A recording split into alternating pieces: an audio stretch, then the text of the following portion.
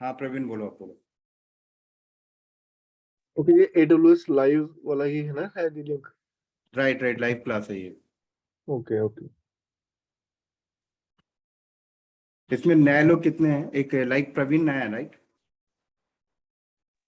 हाँ या may be. तो प्रिया नई है, और कौन नई है? एक बार इस सेशन में जितने भी लोग नए नए लोग ना, एक बार आप लोग अपना बैकग्राउंड शेयर करें, ठीक है? बैकग्राउंड मीन्स आपको अपने पर्सनल इन्फॉर्मेशन नहीं बतानी, आपको ये बतानी है कि आप करंट किस डोमेन में काम कर रहे हैं और आप इस ट्रेनिंग से डिजर्व क्या करते हैं, बस इतना चाहिए मुझे। और जितना अगर आपको AWS के बारे में जो भी हल्का फुल्का नॉलेज हो, नॉलेज शेयर करें। लाइक कई लोग ऐसा हो सकता है कि आप खुद भी AWS पे काम कर रहे हो, तो एक बार बताएं कि आप AWS में क्या कर रहे हैं। तो एक एक बार 2-2 मिनट हम लोग सबका लेंगे। कौन बोलेगा पहले? या मैं स्टार्ट करता हूँ। नाम बोल के चलना। प्रवीण, राइट? पर यस, परवीन। हाँ जी या प्रवीण। संजय, मुझे ना 12 साल का एक्सपीरियंस है 12 अभी। साल यूथ हाँ experience. Yes, very nice. And मैं अभी AIX Unix plus Linux support करता हूँ अपनी टीम में। हम्म। और मैं अभी मेरे इन्वायरमेंट में AWS पे मूव हो रहे हैं, माइग्रेट हो रहे हैं।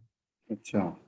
और मैं आपके जो वीडियोस फॉलो कर, आपके मेरे पास ये डेवऑप्स प्लस AWS का ने कॉन्टैक्ट का सबका मेरे पास कोर्स, और मैं अच्छे से प्रैक्टिकल कर चुका हूँ इन चीज़ें की। हम्म तो मेरा क्वेश्चन ये है यहाँ पे कि मैं जो आपके वीडियोस हैं, जो नया कोर्स भी है आपका, उसके मैं सारे वीडियोस देख रहा हूँ और अच्छे से प्रैक्टिस कर रहा हूँ, और मेरी नॉलेज भी एनहेंस हुई है उससे। हम्म। तो इस कोर्स का ज्वाइन करने का क्या मतलब मुझे बेनिफिट मिलेगा, और इसमें क्या नया होगा कि जो मैं इसमें चीजें नहीं सीख पाऊंगा? बिल्कुल बिल्कुल, मैं आप लोग आपको बताऊंगा। और आप अभी अभी करंट में आप AWS पे काम कर रहे हैं या फिर लिनक्स यूनिक्स में ही कर रहे हैं? मैं करंट में तो अभी लाइनेक्स ही कर रहा हूँ, करंट आप लेकिन क्या लाइनक्स है में कि क्या करते हैं? हाँ, मेरा ऑन गोइंग प्रोसेस है अभी। मेरा ये लगा लो कि अभी एक टीम को हमने बीच में हायर किया है, AWS के बीच में ACC टीम को। तो hmm they are helping to us migrate our data and our old infrastructure on AWS। Hmm.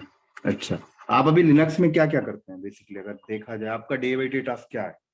Day to day, just like if we have to create any HA pacemaker, like I support Red Hat mostly, और आपका ये daily if need configure and Nginx Apache daily troubleshooting, I support also some script provide जो अपना developer के साथ लग के उनके कुछ ट्रबल शूटिंग करनी।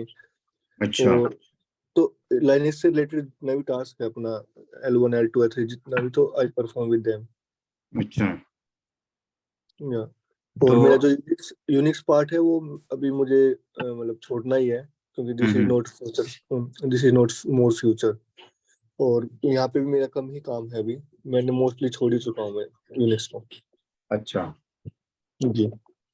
तो आप लिनक्स सर्टिफाइड हैं या फिर डायरेक्टली आप डायरेक्ट काम ही कर रहे हैं डायरेक्ट? काम ही करा, मैं सर्टिफाइड नहीं हूँ। सर्टिफाइड नहीं हो ना?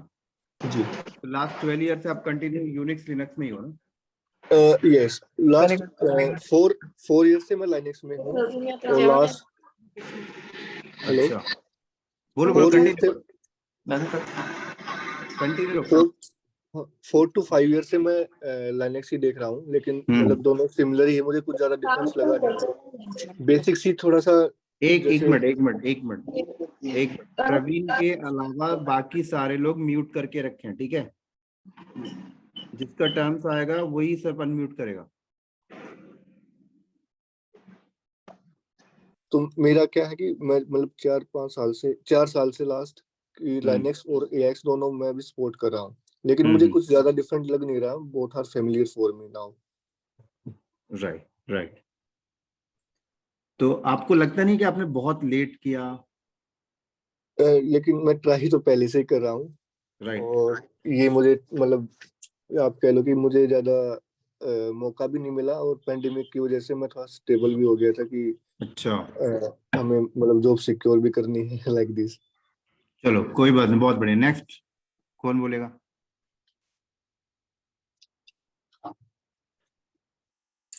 Sir Asiruddin this side. Asiruddin, कौन सी हाँ कंपनी में? हाँ सर, मैं कलकत्ता से हूँ, मैं TCG डिजिटल में काम करता हूँ। राइट, तो कितना एक्सपीरियंस है? मेरा भी 11 साल के ऊपर का एक्सपीरियंस है। अच्छा। तो हाँ, तो मेरा भी हम लोग का जो प्रोडक्ट है वो डॉकर में चलता है पूरा। तो AWS में भी पूरा मूव कर लिया, लोकल डेटा सेंटर कुछ है नहीं, तो AWS चला लेता हूँ इधर उधर करके, मगर थोड़ा इन डेप्थ नॉलेज के लिए ही इस कोर्स में एनरोल किया हूँ, पूरा अच्छा, इन एंड आउट जानने के लिए। इन डेप्थ Account- नॉलेज चाहिए आपको। हाँ हाँ इससे पहले आपने कहीं लर्निंग वगैरह की या सेल्फ लर्निंग कहीं से? हाँ, वही वही गूगल सर्च और इधर उधर का यूडेमी का। इधर उधर से आपने सर्च किया? हाँ हाँ, कोई नहीं, आप डिजर्व करते हो कि इन डेप्थ नॉलेज चाहिए, राइट? Exactly sir. हाँ, ठीक है, नेक्स्ट कौन है? कोई भी आ जाए नेक्स्ट।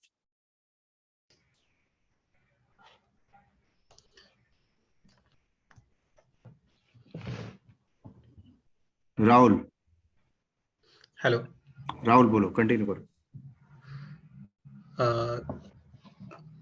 सर मैं एक्चुअली डेवऑप्स मतलब कि मुझे काम करना रहता है AWS में, तो जैसे बहुत ज़्यादा इन डेप्थ में नहीं, लेकिन एक मिडिल वेयर के तौर पे मुझे सीखना है इसको। इन डेप्थ नहीं सीखना, मिडिल वेयर के तौर पे सीखना, मीन समझा नहीं बेसिकली आपको। एक्चुअली सर मेरा वर्क जो है ना डेवलपमेंट का है सर। अच्छा, डेवलपमेंट का कितना एक्सपीरियंस आपको डेवलपमेंट में? डेवलपमेंट 10 साल सर। 10 साल। और आप हाँ अपना करियर डेवलपमेंट में ही रखना चाहते हैं? हाँ, एक्चुअली डेवलपमेंट भी मुझे रखना है, बट लेकिन अब क्या है ना, AWS भी मुझे उस AWS के भी कुछ काम होते हैं, तो उसके साथ साथ समझ गया, देखना। समझ गया। कई बार ऐसा होता है कि डेवलपर्स को भी कहा जाता है कि आप अपने टेस्टिंग के इन्वायरमेंट इटसेल्फ क्रिएट करें, तो आपको नीड पड़ती होगी AWS की। हाँ, उसके समझ साथ गया। साथ सर हाँ, मशीन्स वगैरह होस्टिंग वगैरह सब इंस्टेंस करना पड़ता है सर। इंस्टेंस चाहिए, उसके बाद डॉकर इम्प्लीमेंटेशन करने, जी, लाइक कभी स्टोरेज भी अटैच करना है, कभी S3 यस बकेट भी अटैच करना है। समझ गया मैं यस। आपके रिकॉर्ड, समझ गया, कोई बात नहीं। बहुत बढ़िया है। नेक्स्ट कौन आएगा?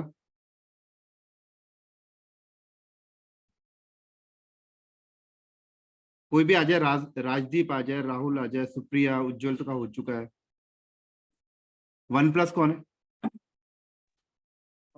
हेलो सर, कोई भी आ जाए। जी बोल, कंटिन्यू करें। सर मुझे 8 to 9 ईयर ऑफ एक्सपीरियंस है डेवलपमेंट में 8 एंड to 9 ईयर एक्सपीरियंस है डेवलपमेंट में? Yes sir.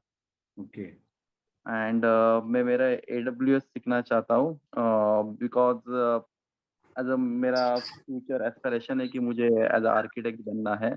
So as architect overall सब कुछ नॉलेज होना जरूरी है, so that's right, why right, मुझे AWS सीखना है। राइट। तो इसलिए आप सीखना चाहते हैं। अभी आप डेवलपमेंट किस प्लेटफॉर्म पे करते हैं, एक बार मुझे गाइड करेंगे?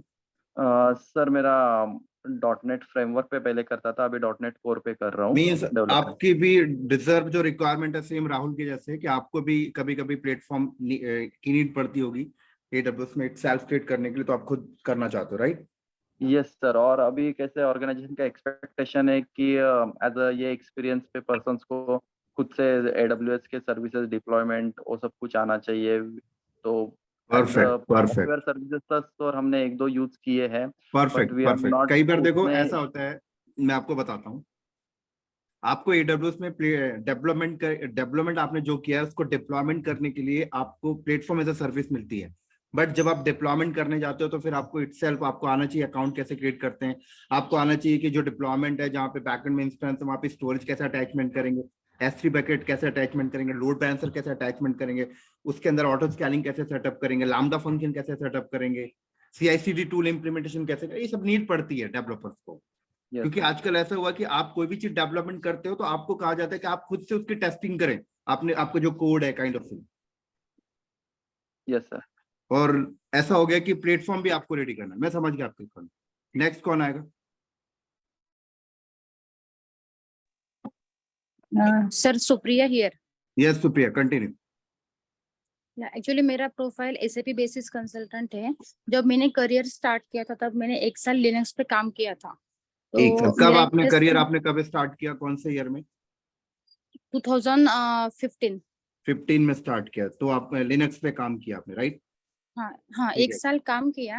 बट फिर उसके बाद SAP बेसिस में मुझे जॉब मिला तो मैंने वहीं पे कंटिन्यू किया। कौन सा बट कंपनी? मुझे बिरला सॉफ्ट पुणे से हूँ। बिरला सॉफ्ट। ठीक है, ठीक है, कंटिन्यू।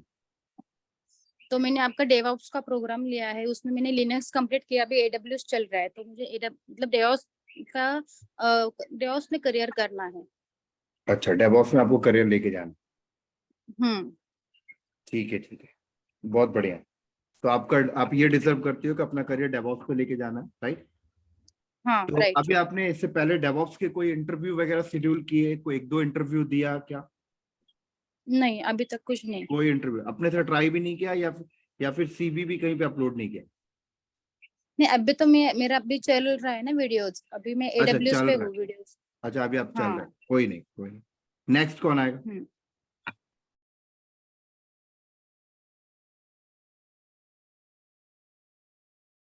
कोई भी आ जाए। मंजीत, आप आ जाओ। Hello sir. जी मंजीत। मेरे को अभी आईटी में 4 साल का एक्सपीरियंस हुआ है और अभी एज ए टीम लीड मैं काम कर रहा हूँ। और मैं एक इंजीनियरिंग कंपनी में काम कर रहा हूँ, तो वहाँ पे जितने भी इंजीनियरिंग एप्लीकेशंस हैं उनका सपोर्ट वगैरह देना, ये सब मेरा काम है। तो वहाँ पे एक कुछ मशीनें हमारी लिनक्स की चलती है, तो 1-2 मशीनें हैं जो मैं लिनक्स ही देखता हूँ, नहीं तो मोस्टली विंडोज बेस्ड मशीन। अच्छा, लिनक्स में क्या देखते हो आप? लिनक्स में एक तो हमने एफटीपी सर्वर बना रखा है और एक हमने केवीएम डिप्लॉय कर रखा है, उस पे मशीनें बिल्डअप कर रखी हैं। हाँ जी। तो बेसिकली ये 2 हैं और एक एंटीवायरस, सॉरी, प्रॉक्सी सर्वर है सोफोर्ट का।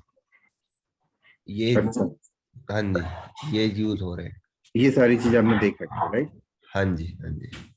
चलो, अभी क्या डिजर्व करते हो आप? अभी सर यही है कि एक्चुअली मेरे को लिनक्स प्रोफाइल में जाना है और डेवऑप्स के लिए तो आपसे मैं पहले पढ़ भी चुका हूँ, बट अब मैं काफी टाइम हो गया उस चीज को, तो एडब्ल्यूएस को रिकॉल करना है मेरे को दोबारा से, क्या कुछ चेंजेस हो चुके हैं अभी। रिकॉल करना है, बहुत बढ़िया, हाँ बहुत जी, हाँ जी। नेक्स्ट कौन आएगा?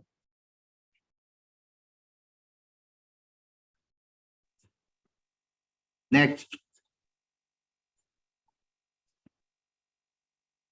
भागवत। हाँ जी सर। बोलो भागवत, कंटिन्यू करो। कुछ बताओ, आप क्या करते हो कंपनी में? सर अभी तो मैं स्टार्टिंग तो सिस्टम एडमिन का ही है, बट AWS में मूव होना चाहता हूँ मैं। मूव कितना कितना साल हो गया आपको सिस्टम एडमिन में? 4-5 साल हो गए सर। 17 से 2017 अच्छा, 18 से, मतलब 18 से स्टार्ट कर। सिस्टम एडमिन में आप क्या करते हो? सर्वर मेंटेनेंस का रहता है, डेटा सिक्योरिटी का रहता है। सर्वर मेंटेनेंस रहता है, डेटा सिक्योरिटी रहता हाँ है। जी। सर्वर मेंटेनेंस में क्या करते हो आप? हार्डवेयर मेंटेनेंस है क्या, फिर उसका ओएस के ऊपर का मेंटेनेंस है, या फिर क्या? OS का भी है, OS इंस्टॉलेशन हो गया, अगर सर्वर कभी क्रैश करता है तो OS इंस्टॉलेशन का हुआ। हार्डवेयर भी रहता है। ये हार्डवेयर तो रियल चांस है कि कभी हार्ड डिस्क में प्रॉब्लम या कोई हार्डवेयर वाइज इश्यू आए। अच्छा, सॉफ्टवेयर से ही है। और एज ए डेटा सिक्योरिटी वही परमिशन, जो सर्वर में परमिशन वगैरह हम प्रोवाइड कराते हैं यूजर्स को, डेटा सिक्योर का वही है मेनली। और डेस्कटॉप तो है ही, डेस्कटॉप एप्लीकेशन या डेस्कटॉप पे वर्क करना यही। चलो बहुत बढ़िया। तो आई थिंक आपको 17 मैंने से। आपसे परचेज भी कर रखा है AWS का अच्छा, वाला, जो आपने लास्ट ईयर दिया सर।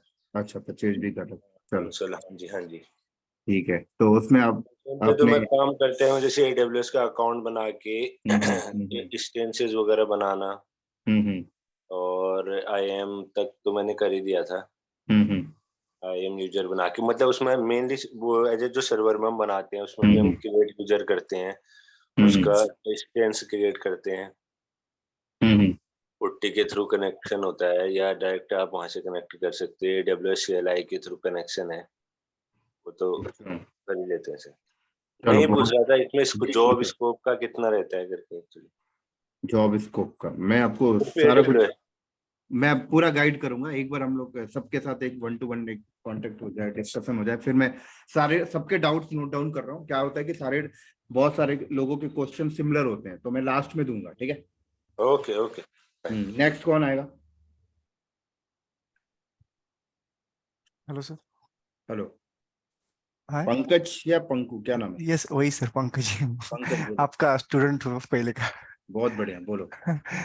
सर इशू इशू ऐसा है, इशू सर नहीं, इशू ऐसा है मेरा हम्म। कि पहले 2-2.5 साल काम किया, उसके बाद मेरा गैप गिरा था 2 साल का। उसके बाद मैंने जॉब ज्वाइन किया, तो 9 महीने जॉब किया तो ले ऑफ हो चुका हूँ। तो अच्छा अभी जॉब ढूंढ रहा हूँ, तो मुझे डेवॉप्स में जाना है, तो थोड़ा ब्रशअप करके AWS का डेवॉप्स में जाना है, क्योंकि अच्छा। गैप गिरा था ना मुझे 2 साल का। उसके बाद जॉब मिला 9 महीने का, उसके बाद फिर ले ऑफ हो गया। 9 महीने क्या किया आपने? VMware पे काम किया। VMware पे काम किया? हाँ VMware पे, और थोड़ा लिनक्स पे काम किया। अच्छा। VMware पे हाँ, वी सेंटर का कुछ अपडेट करना है, अपग्रेड करना है VMware, अच्छा, वो काम किया था। चलो बहुत बढ़िया। नेक्स्ट, जतिन।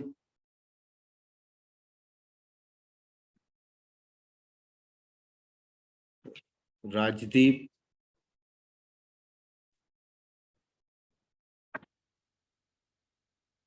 उपेंद्र यादव कौन है? और ये आप लोग इनमें से ना 2-3 लोग फोन से कनेक्ट है, राइट? उनके फोन का नाम आ रहा है, तो एक बार आप लोग अपना नाम रीनेम करें या फिर बोलें कि आप एक्चुअल में कौन हो।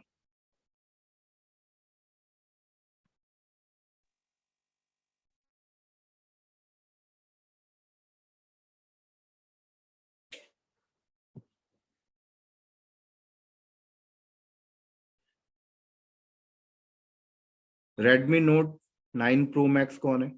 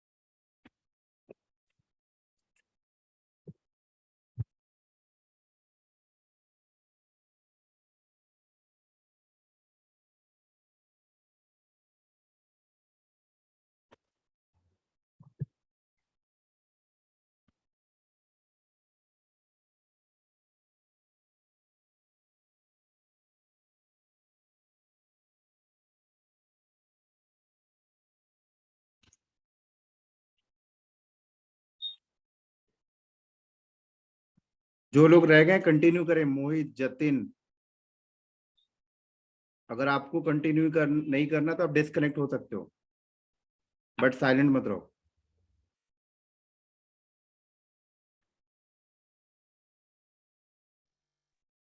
हेलो। हाँ जी जतिन।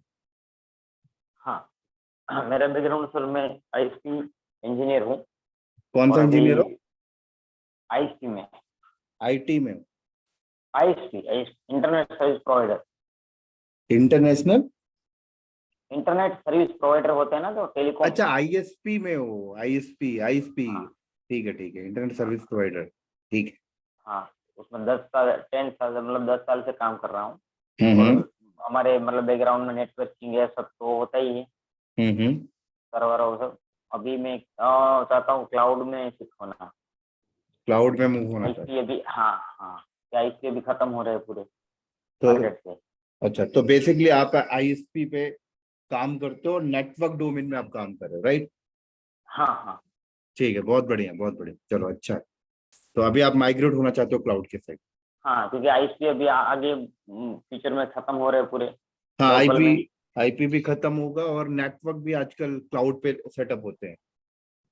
आईएसपी जो इंटरनेट प्रोवाइडर है ना, जो लोकल तो वाले, अभी मैं खत्म हो समझ रही कंपनी बड़ी बड़ी। हाँ मैं समझ गया। आईएसपी पे हो आप, लोकल इंटरनेट सर्विस प्रोवाइडर पे हो, उस पे आप नेटवर्क डोमेन में हो, राइट? हाँ और हाँ आजकल नेटवर्क डोमेन के लोग भी माइग्रेट होके क्लाउड के साइड आते हैं और हाँ अपना हाँ नेटवर्क हाँ, का एक्सपीरियंस क्लाउड पे शो करते हैं। समझ गया। सब सब सब। ठीक है, नेक्स्ट आ जाओ। कौन है? मोहित। हाँ जी देखो, sir, good morning. Good morning. Silent कोई नहीं रहेगा। अगर किसी को नहीं बोलना तो आप डिस्कनेक्ट हो सकते हो ग्रुप से, कोई दिक्कत नहीं है। बट अगर ज्वाइन किया तो एक एक बार आप लोग को सबको अपने बारे में बताना हो। जी मोहित बोले। Sir good morning sir. और सर मैंने नेटवर्क डोमेन में काम किया और मैं क्लाउड के लिए माइग्रेट होना चाह रहा हूँ और उसी के लिए जॉब ढूंढ रहा हूँ। मैंने आपके कई कोर्सेज किए हैं और प्रोजेक्ट भी किए हैं जो आपने यूट्यूब पे डाले, तो उससे काफी इस हो रही है। और मैंने AWS की आपके कई वीडियोस भी देखे हैं और उसमें मैंने एग्जाम सर्टिफिकेशन भी क्लियर की है, हैंड्स ऑन के प्रैक्टिस। तो अभी मैंने लास्ट मंथ किया, तो अभी मैं जॉब ढूंढ रहा हूँ।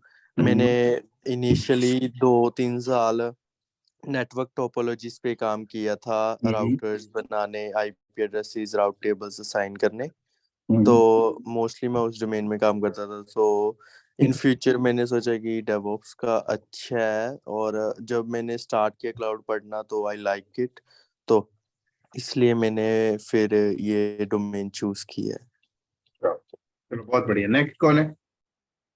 Rajdeep. Hello sir, good morning. Good morning Rajdeep. Sir मैं मुंबई से बात कर रहा हूँ। मैं नेटवर्किंग कंपनी में हूँ। 1 साल का एक्सपीरियंस है सर मुझे अभी। और मेरी प्रोफाइल सर सर्वर एडमिन है, system admin Linux. Basically daily task server की हेल्थ चेक करना रहता है। सेकेंड, जो डेवलपर्स डिप्लॉयमेंट देते हैं जेनकिंस थ्रू, उसको डिप्लॉय करना रहता है। और छोटा मोटा माइस्क्ल का बैकअप वगैरह लेना, एग्जीक्यूट क्वेरी करना, ये डेली टास्क रहते हैं सर। और डेली टास्क रहता है। हाँ सर।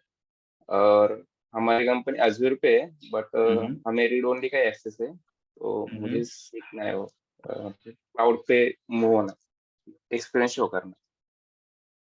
क्लाउड पे मूव होना, एक्सपीरियंस शो करके। हाँ, मतलब ये एक्सपीरियंस हमें क्लाउड पे शो करना है मुझे आगे स्विच करने के लिए। अच्छा, चलो बहुत बढ़िया। नेक्स्ट कौन बचा? आई थिंक 1-2 लोग ही बचे होंगे। Hello sir, good morning. Good morning, क्या नाम है? Surabhi this side. सुरभि, बोलो। सुरभि, यस। तो अभी मैं एज एनालिस्ट वर्क कर रही हूँ 1 साल से, और मुझे AWS सीखना है करियर ग्रोथ के लिए, बेटर करियर अपॉर्चुनिटी के लिए।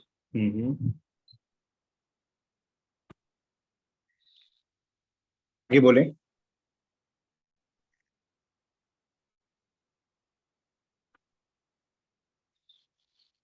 आगे कंटिन्यू करें। AWS तो मैं सिखा दूंगा, आगे बताएं। AWS बेसिक सीखा है मैंने, जैसे इंस्टेंस कैसे क्रिएट करते हैं, किधर से सीखा है? ठीक है, यूट्यूब से। यूट्यूब से सीखा है, चलो बहुत बढ़िया। थोड़ा बहुत या कोई नहीं, चलेगा। Next. Okay, thank you. Thank you. Hello sir. Hello, good morning sir. Good morning. नाम बोलो। अमजद खान बात कर रहा हूँ पाकिस्तान से। पाकिस्तान से ज्वाइन किया आपने? अभी उधर रात हो रहा है, दिन हो रहा नहीं, अभी दिन हुआ है, सुबह हुआ है, 7 बजे का टाइम है। अच्छा, इधर भी 7 बज रहा है। पाकिस्तान में किधर से? पाकिस्तान, पंजाब, बहावलपुर। अच्छा, बहुत बढ़िया। बहुत सारा जानने वाला लोग उधर रहता है। ठीक है सर। सर कैसे हैं सर, खैरियत से हैं? बढ़िया, खैरियत है सर। सर मैं फ्रेशर हूँ। आपका रोजा नहीं चल रहा? रोजा सर, आज रोजा नहीं है सर। अच्छा, आज रोजा नहीं है। जी सर। इधर तो बोलते हैं लोग 30 दिन रोजा होता है, आपका नहीं है? नहीं, हमारे यहाँ होता 30 दिन का होता है, बट आज मुझे नहीं है। बस छोटे बच्चे हैं तो थोड़ा बच्चों की तबीयत खराब चल रही है, रात सारी रात जागते रहते हैं, बच्चों की तबीयत खराब है। अच्छा, और सुबह खाना वगैरह नहीं बन सकता, बिल्कुल बिल्कुल, हेल्थ पहले इम्पोर्टेंट है। तो इस वजह से सर वो नहीं, रोजा नहीं रख सका है। कोई नहीं, चलो आप बोलो कौन सी डोमेन में हो? सर मैंने पाकिस्तान से ये यहाँ से किया हुआ है, मास्टर इन कंप्यूटर साइंस किया हुआ है, मैं फ्रेशर हूँ। अच्छा अच्छा, फ्रेशर हो आप? हाँ सर, मैंने आपका डेवऑप्स का कोर्स परचेज किया हुआ है। Right right. और मैं AWS को फॉलो अप भी कर रहा हूँ, राइट। आपकी वीडियोस को। बट उसमें मुझे एक थोड़ी सी दिक्कत आ रही है कि मैं ना मार्केट में मैं जॉब सर्च करता हूँ ना, तो वहाँ पे ये होता है कि मोस्टली एक्सपीरियंस यानी कि बंदे की डिमांड होती है मार्केट में। एक्सपीरियंस की डिमांड होती है। हाँ, मतलब वो क्या करते हैं कि एक मिनट, मयूर म्यूट करें आप। मयूर, हमजा आप बोलें, कंटिन्यू करें। हाँ जी, जो उसमें वो मोस्टली कहते हैं कि 3 साल का, 4 साल का, 6 साल का एक्सपीरियंस मांगते हैं। एक्सपीरियंस मांगते हैं, अच्छा। हाँ, तो एक दफा मैंने एक दिया भी है, रिसेंटली मैं एक इंटरव्यू दिया भी है। मेरा इंटरव्यू यहाँ पे लाहौर में हुआ है, पाकिस्तान में, यानी कि फोन टेलीफोनिकली। तो AWS क्लाउड के ऊपर वो मेरा इंटरव्यू भी अच्छा हो गया, बट पता नहीं क्या रीजन है कि उन्होंने फर्दर मुझसे कांटेक्ट नहीं किया। उन्होंने ये कहा था कि एक दूसरा हम आपका इंटरव्यू लेंगे, उसके लिए हम आपको वहाँ ऑफिस आना पड़ेगा, आपको वहाँ पे फिजिकली। मैंने कहा मैं आ जाऊंगा, लेकिन बट दूसरे इंटरव्यू के लिए उन्होंने कॉल नहीं की। बेसिक था वो हो गया था, मेरा बढ़िया हो गया था। अच्छा, जी सर। चलो चलो, बहुत बढ़िया, बहुत बढ़िया। जी सर। तो आप अगर आपने ऑलरेडी ले रखा है वीडियोस, फिर आप क्यों ज्वाइन करना चाहते हो? उसमें सर एक चीज मैं देख रहा था आपका कि ना वो 2023 का न्यू कंसोल के हिसाब से था। मैंने इस वजह से ज्वाइन किया। मैंने कहा देखता हूँ अगर न्यू कुछ यानी इसके अंदर चेंजेस हों, कोई नई चीजें अगर सीखने को मिले तो तभी इस वजह से। अच्छा, चलो। जी सर। नेक्स्ट कौन है?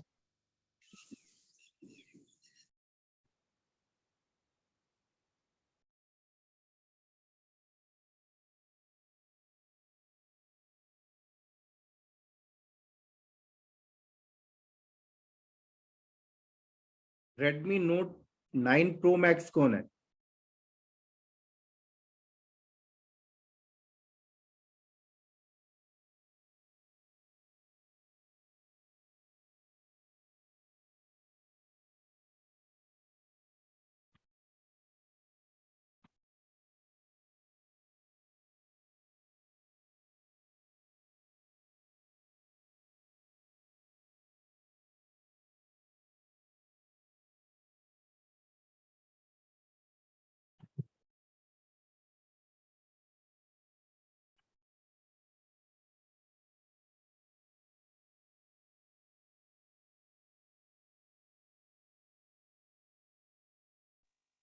हेलो हाँ जी, सर, पूछना ही चाहता था मैंने बताया ना, नाम? जैसे ISP में हो।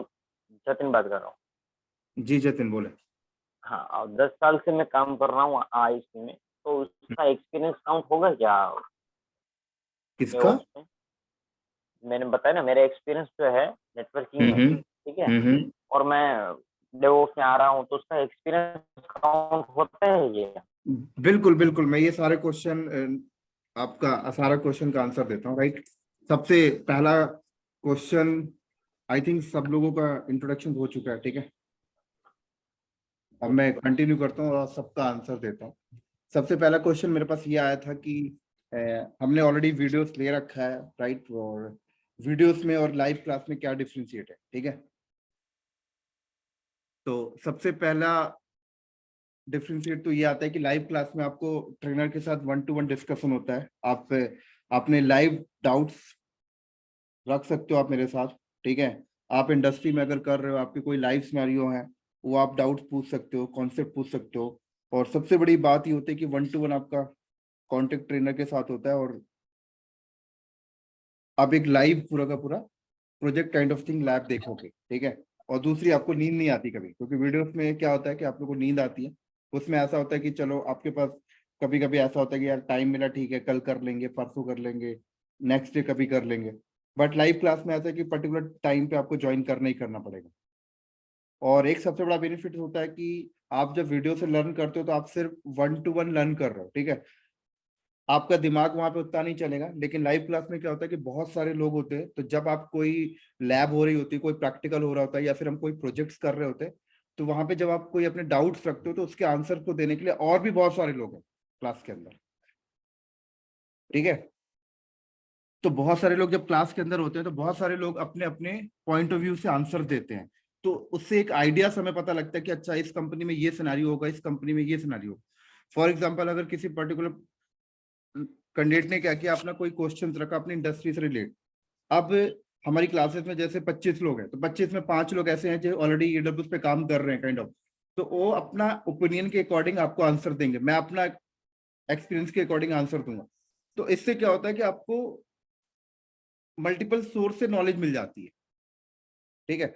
दूसरा, एक सबसे बड़ा बेनिफिट ये होता है कि जब आप लाइव क्लास में ज्वाइन होते हो तो आपका सब लोगों के साथ आपस में कांटेक्ट बन जाता है। कई बार क्या होता है कि किसी पर्टिकुलर कैंडिडेट के कंपनी के अंदर मान लो कोई वैकेंसी आई, तो आप उस वैकेंसी की इंफॉर्मेशन पे आपको शेयर कर रहा है, तो एक ग्रुप ऑफ लर्निंग हो जाती है। तो ये बेनिफिट्स होते हैं, ठीक है।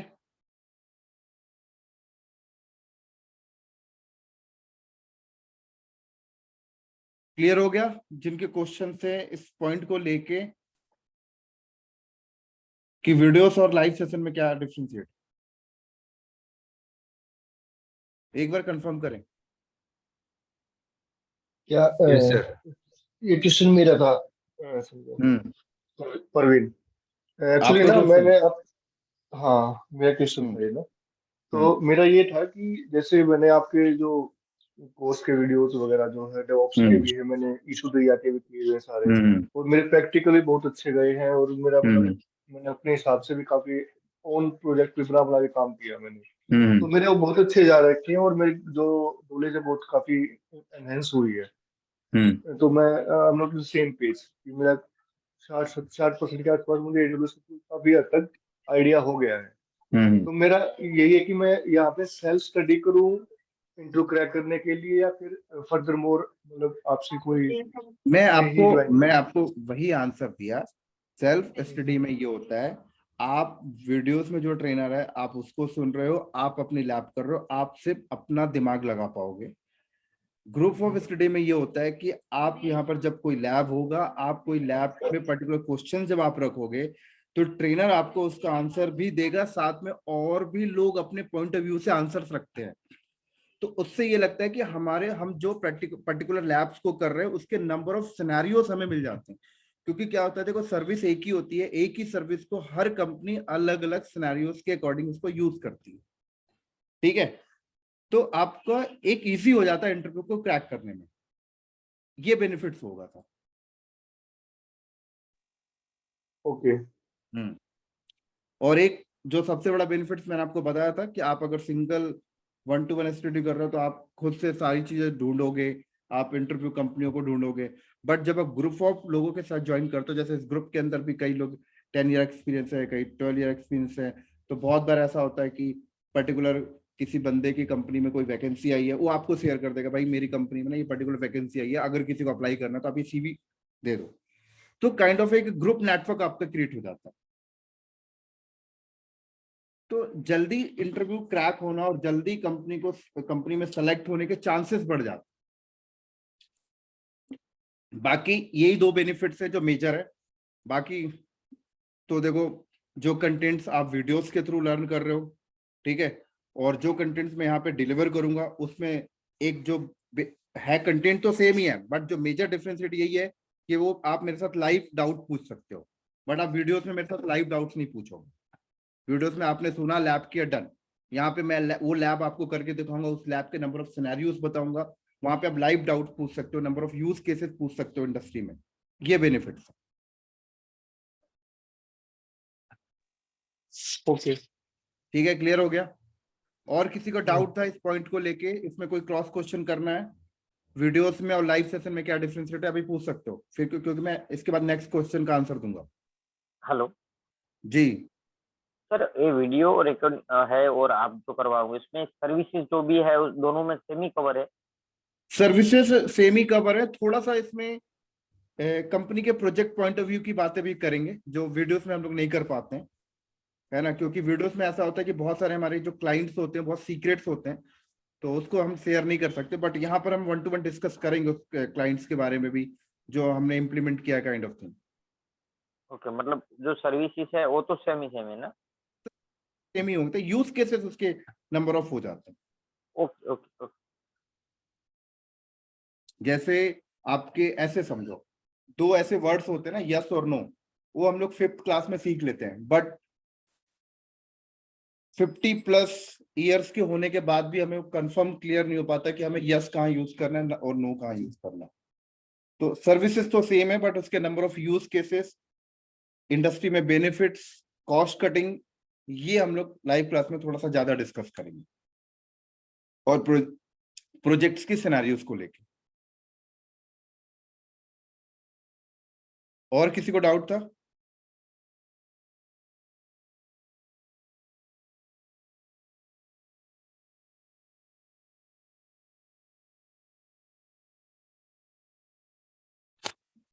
इस आंसर में किसी को क्रॉस क्वेश्चन तो नहीं पूछना है, क्योंकि मैं नेक्स्ट क्वेश्चन का आंसर अब देने जा रहा हूँ।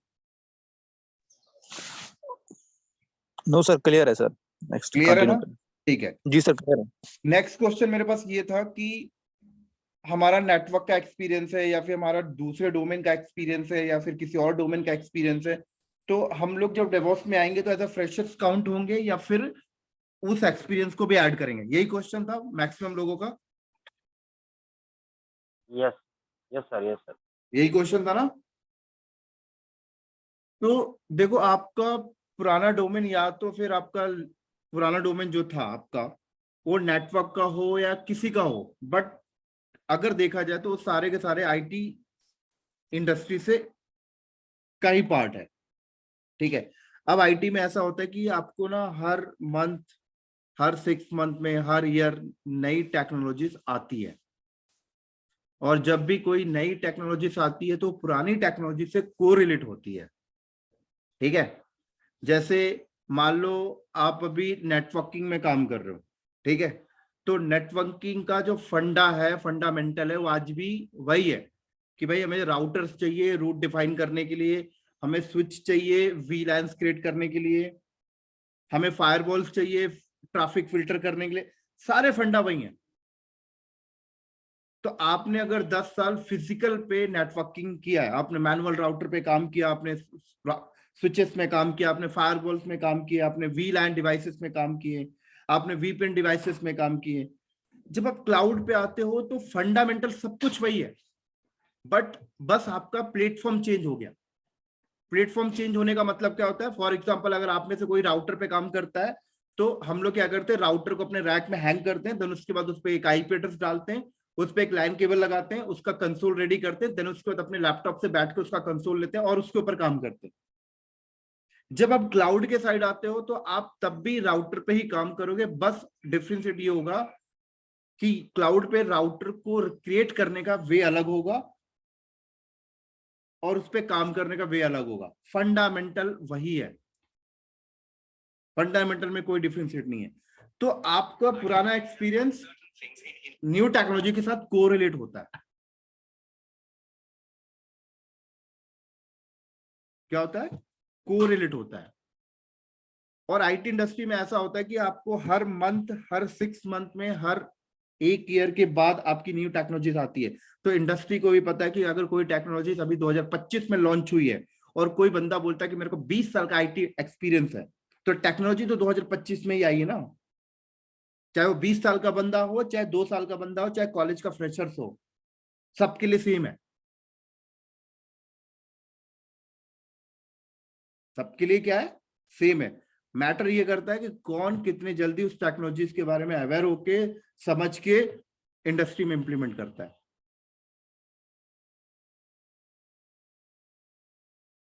समझ आई बात यहां पे?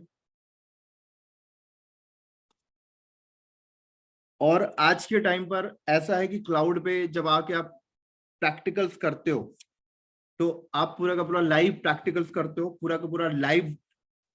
यहाँ पे आप डेटा सेंटर इटसेल्फ आप खुद क्रिएट करोगे तो आपको भी एक एक्सपीरियंस आएगा।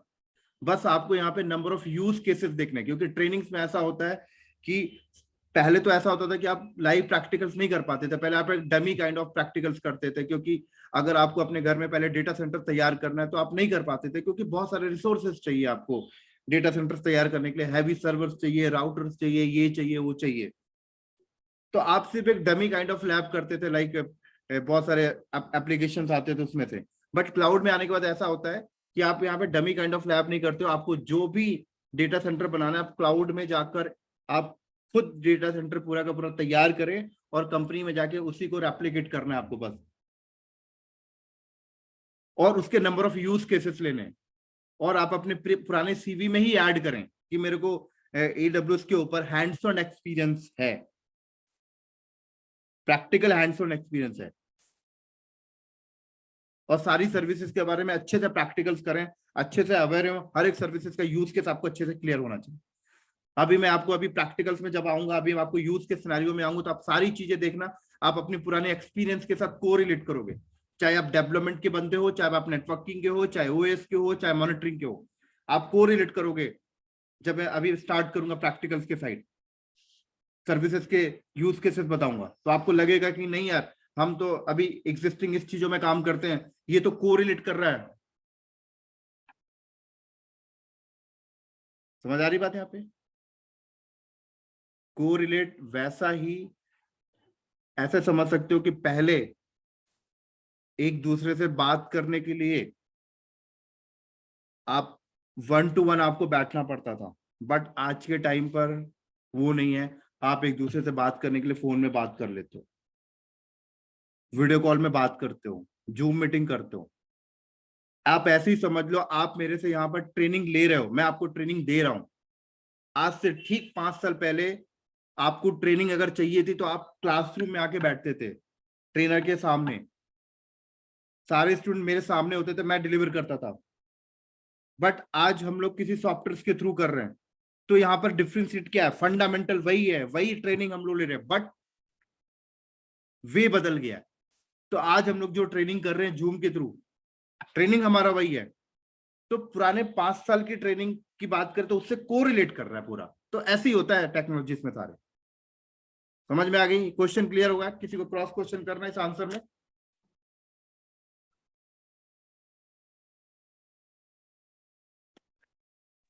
No sir. और किसी का कोई क्वेश्चन था? मैं आई थिंक अगर मुझे याद नहीं आ रहा तो बता सकता है।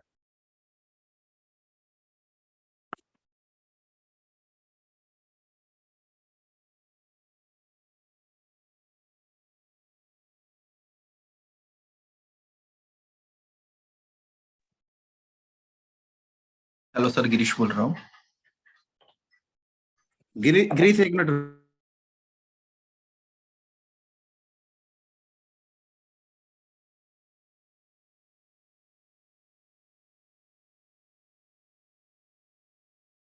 हाँ गिरीश बोलो। सर, ये कोर्स कंप्लीट होने के बाद मतलब अल्टीमेट गोल 2 ही हो सकते हैं, एक तो नया जॉब या फिर सर्टिफिकेशंस करना। सो सर, ये सर्टिफिकेशंस करने के लिए मतलब हर एक कंटेंट इसमें रहेगा। और हर एक कंटेंट रहेगा सर, और आप गाइड भी करोगे कि मतलब वो एग्जाम मैं सर्टिफिकेशंस के हर एक कंटेंट कवर करूंगा, और सर्टिफिकेशन में किस टाइप के क्वेश्चंस आते हैं उन क्वेश्चंस के ऊपर भी हम क्लासेस करेंगे।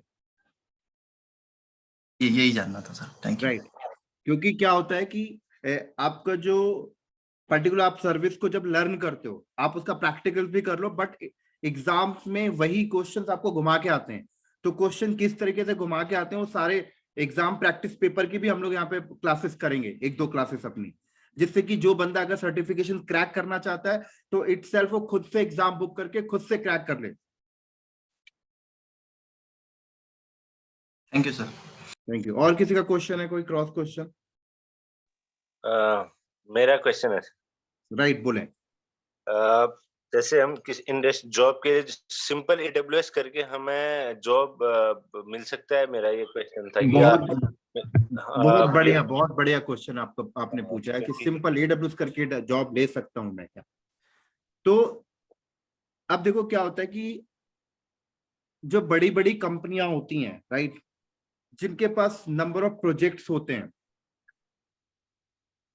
ठीक है, जिनके पास क्या होते हैं, नंबर ऑफ प्रोजेक्ट्स होते हैं, तो वो कंपनियां क्या करती हैं, स्पेसिफिक डोमेन के बंदे हायर करती हैं। और स्पेसिफिक डोमेन के बंदे जब वो हायर करते हैं तो वो उनको बोलते हैं कि स्पेसिफिक डोमेन में ही आप काम करो, आपको दूसरे डिपार्टमेंट का काम आपको नहीं दिया जाएगा।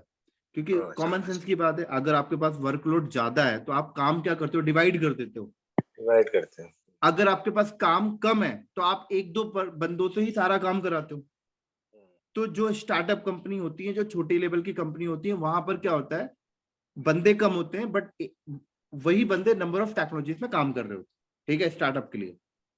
बट जो बड़ी कंपनियां होती हैं, जिनके पास नंबर ऑफ प्रोजेक्ट्स होते हैं, नंबर ऑफ क्लाइंट्स होते हैं, राइट, वहां पर वो स्पेसिफिक डोमेन के बंदे हायर करते हैं, उनसे स्पेसिफिक चीजों में काम करवाते हैं।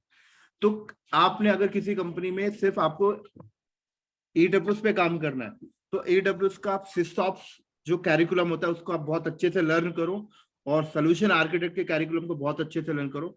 देन उसके बाद आप किसी कंपनी में जब सेलेक्ट होगे तो आप सिर्फ AWS डोमेन में जाओ। आप ऐसे इंटरव्यू मत दो जहाँ पे नंबर ऑफ डोमेन में आपको बोला जा रहा है काम करने के लिए। आप सिर्फ AWS डोमेन को फाइंड आउट करो।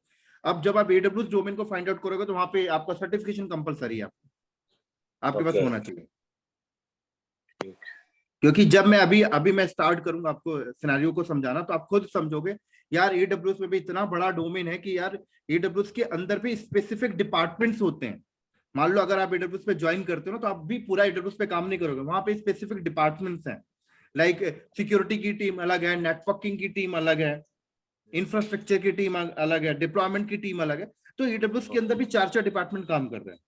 सिक्योरिटी की टीम अलग है AWS में, वो सिक्योरिटी देखेगी, वो आपका मॉनिटरिंग नहीं छू सकता, मॉनिटरिंग टीम सिक्योरिटी नहीं छू सकती, स्टोरेज की टीम आपका डिप्लॉयमेंट नहीं छू सकता, क्योंकि आपका एनवायरनमेंट बहुत बड़ा है।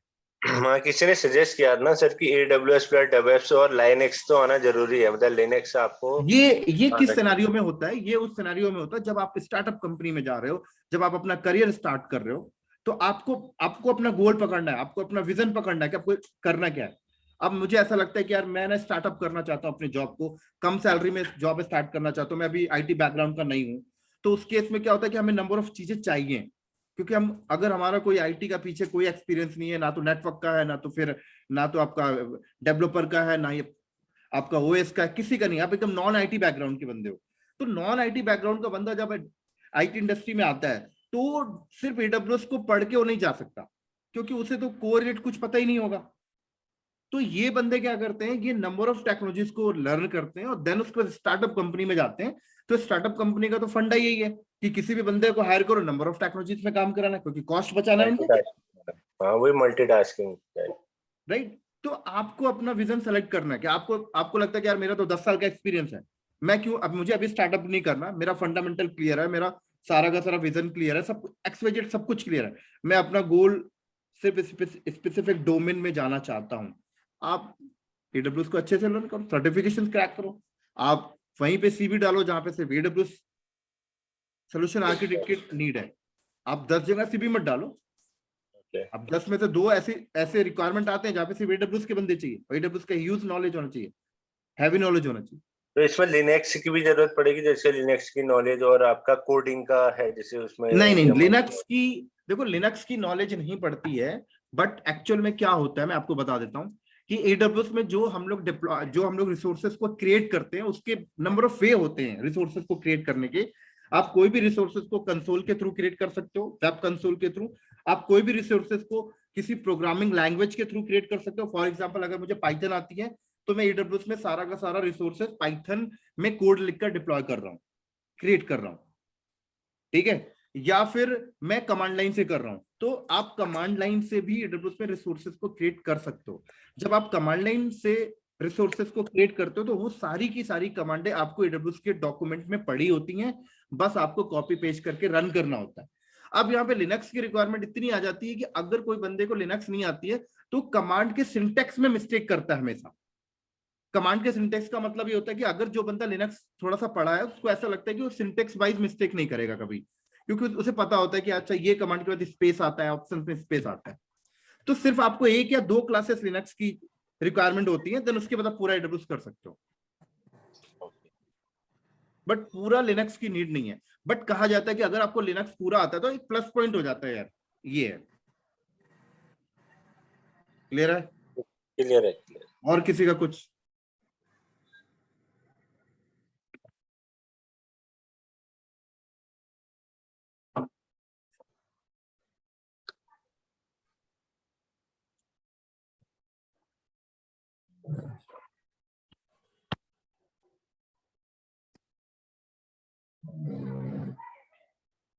सर एक क्वेश्चन था, आपके यहाँ से प्लेसमेंट के लिए भी रेफरेंस वगैरह आ जाते हैं? सर प्लेसमेंट की तो बात ही मत करो, प्लेसमेंट बहुत है हमारे पास। हमारे पास प्लेसमेंट इंडिया का भी है, इंडिया से बाहर का भी है।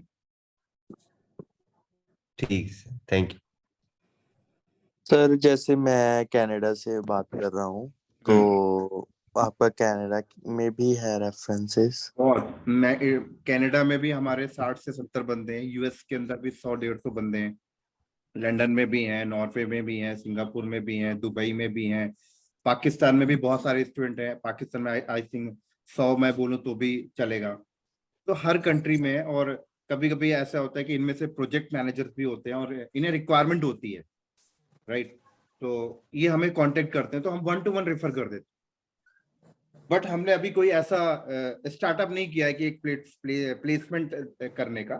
बट हमारे पास क्या होता है कि 1-to-1 अगर आया हमारे पास तो 1-to-1 हम देखते हैं कि कौन बंदा भी अच्छा लर्निंग कर चुका है, किसको नॉलेज अच्छा है, उसकी सीवी फॉरवर्ड कर देते। बट हमने सोचा है कि अब प्लेसमेंट भी हम लोग स्टार्ट करेंगे, थोड़ा सा एक टीम को रखकर स्पेसिफिक 1-to-1 लोगों से कांटेक्ट करना और उनको प्लेसमेंट प्रोवाइड करना। Okay sir, thank you. और किसी के कोई डाउट्स है?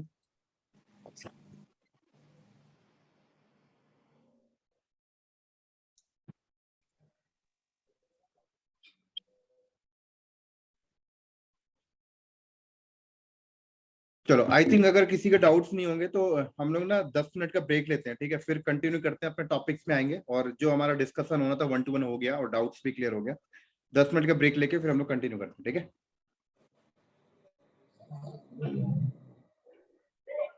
Okay sir.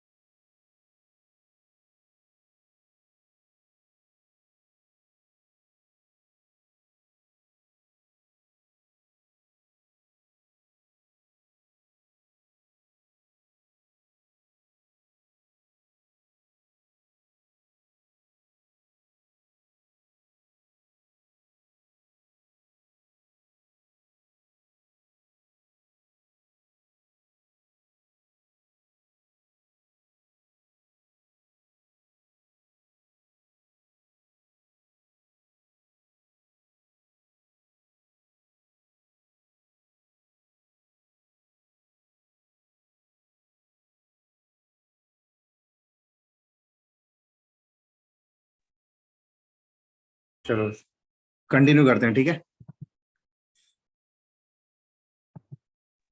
Yes sir. देखो, सबसे पहले हम लोग ये समझेंगे कि क्लाउड आईटी इंडस्ट्री में क्यों आया और इसका बेनिफिट्स क्या हुआ आने का। देखो क्या होता था पहले, आप लोगों को डेटा सेंटर लगाने के लिए, ठीक है, सारे रिसोर्सेज फिजिकल यूज करने पड़ते थे। हर एक रिसोर्सेज आपको फिजिकल चाहिए, और जब फिजिकल रिसोर्सेज चाहिए तो आपके ना अपफ्रंट कॉस्ट बहुत ज्यादा लगता था।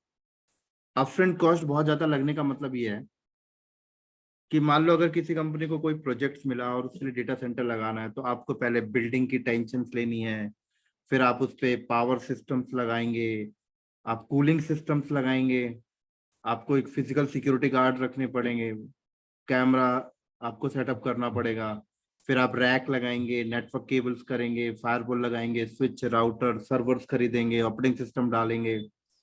तो अपफ्रंट कॉस्ट मान लो आपको 5 CR आ गया, 5 CR अपफ्रंट कॉस्ट आ गया। देन उसके बाद जो आपने 5 CR अपफ्रंट कॉस्ट आपने दिया है, 5 साल के बाद वो हार्डवेयर एक्सपायर हो रहा है, आपको दोबारा से 5 CR फिर से लगाना पड़ेगा।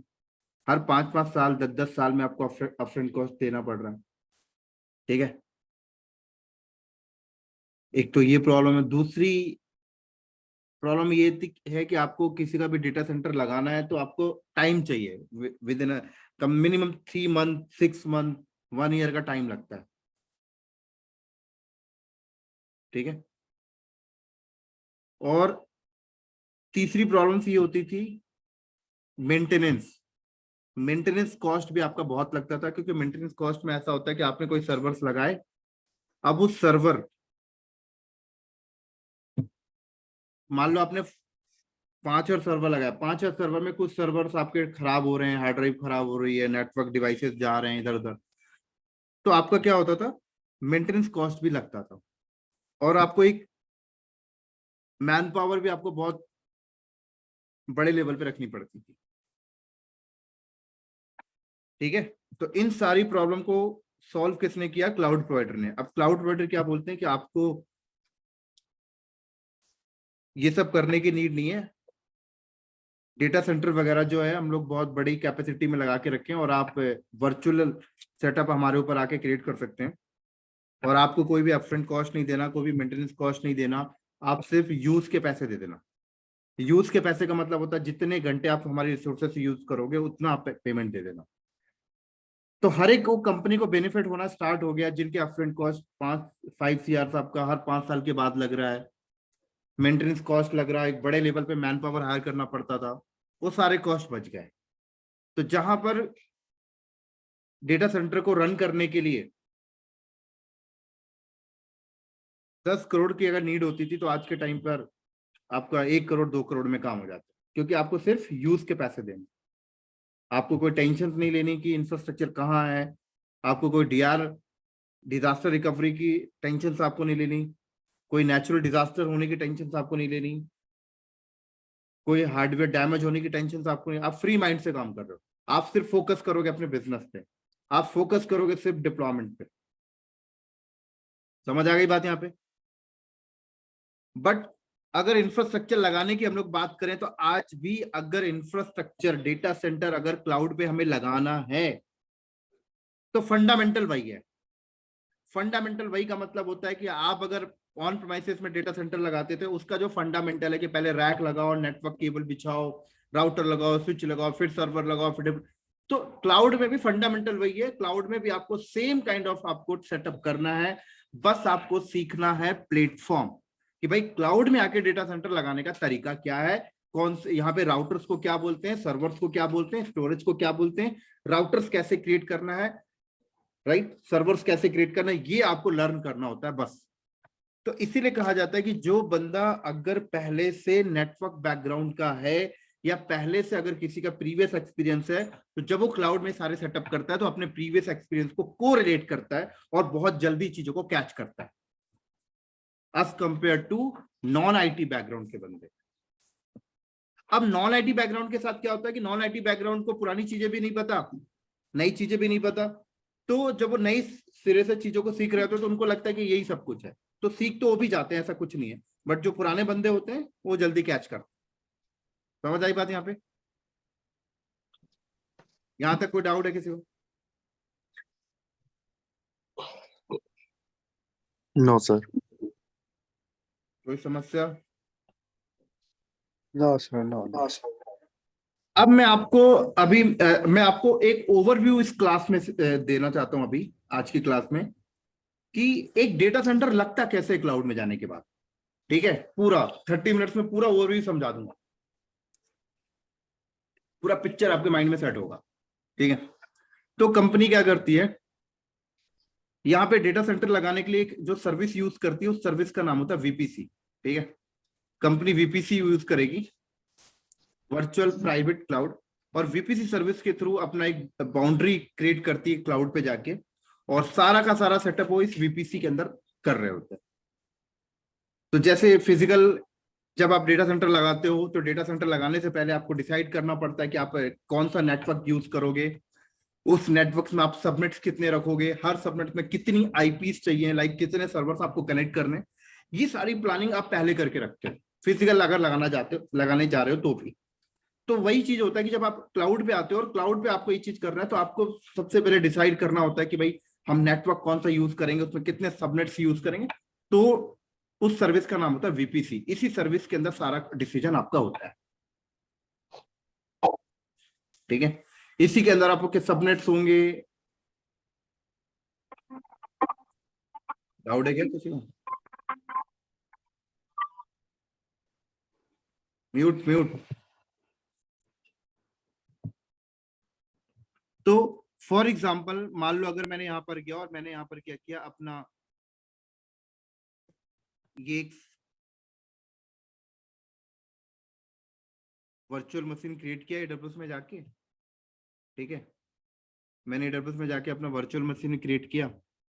अब जब मैंने इस वर्चुअल मशीन क्रिएट किया तो मैंने क्या किया, इस वर्चुअल मशीन में अपना वेब सर्विस इंप्लीमेंट कर दिया मैंने। ठीक है, फिर मैंने क्या किया, एप्लीकेशन सर्विस इंप्लीमेंट कर दिया, और देन उसके बाद मैंने यहाँ पर क्या किया, डेटाबेस इंप्लीमेंट कर दिया। तो आप एक ही सर्वर के अंदर आप वेब सर्विस, डेटाबेस सर्विस और एप्लीकेशन सर्विस आपने इंप्लीमेंट कर दिया। या फिर आप अलग अलग भी कर सकते हो। अच्छा, आप में से वेब सर्विस क्या होती है, एप्लीकेशन सर्विस क्या होती है, डेटाबेस सर्विस क्या होती है, क्लियर है टर्म? किसी को डाउट है क्या इस टर्म्स में? बहुत बेसिक चीज है ये। अगर है तो मैं एक्सप्लेन करता हूं, अगर क्लियर है तो मैं आगे चलता हूं, इसलिए कंफर्म करो।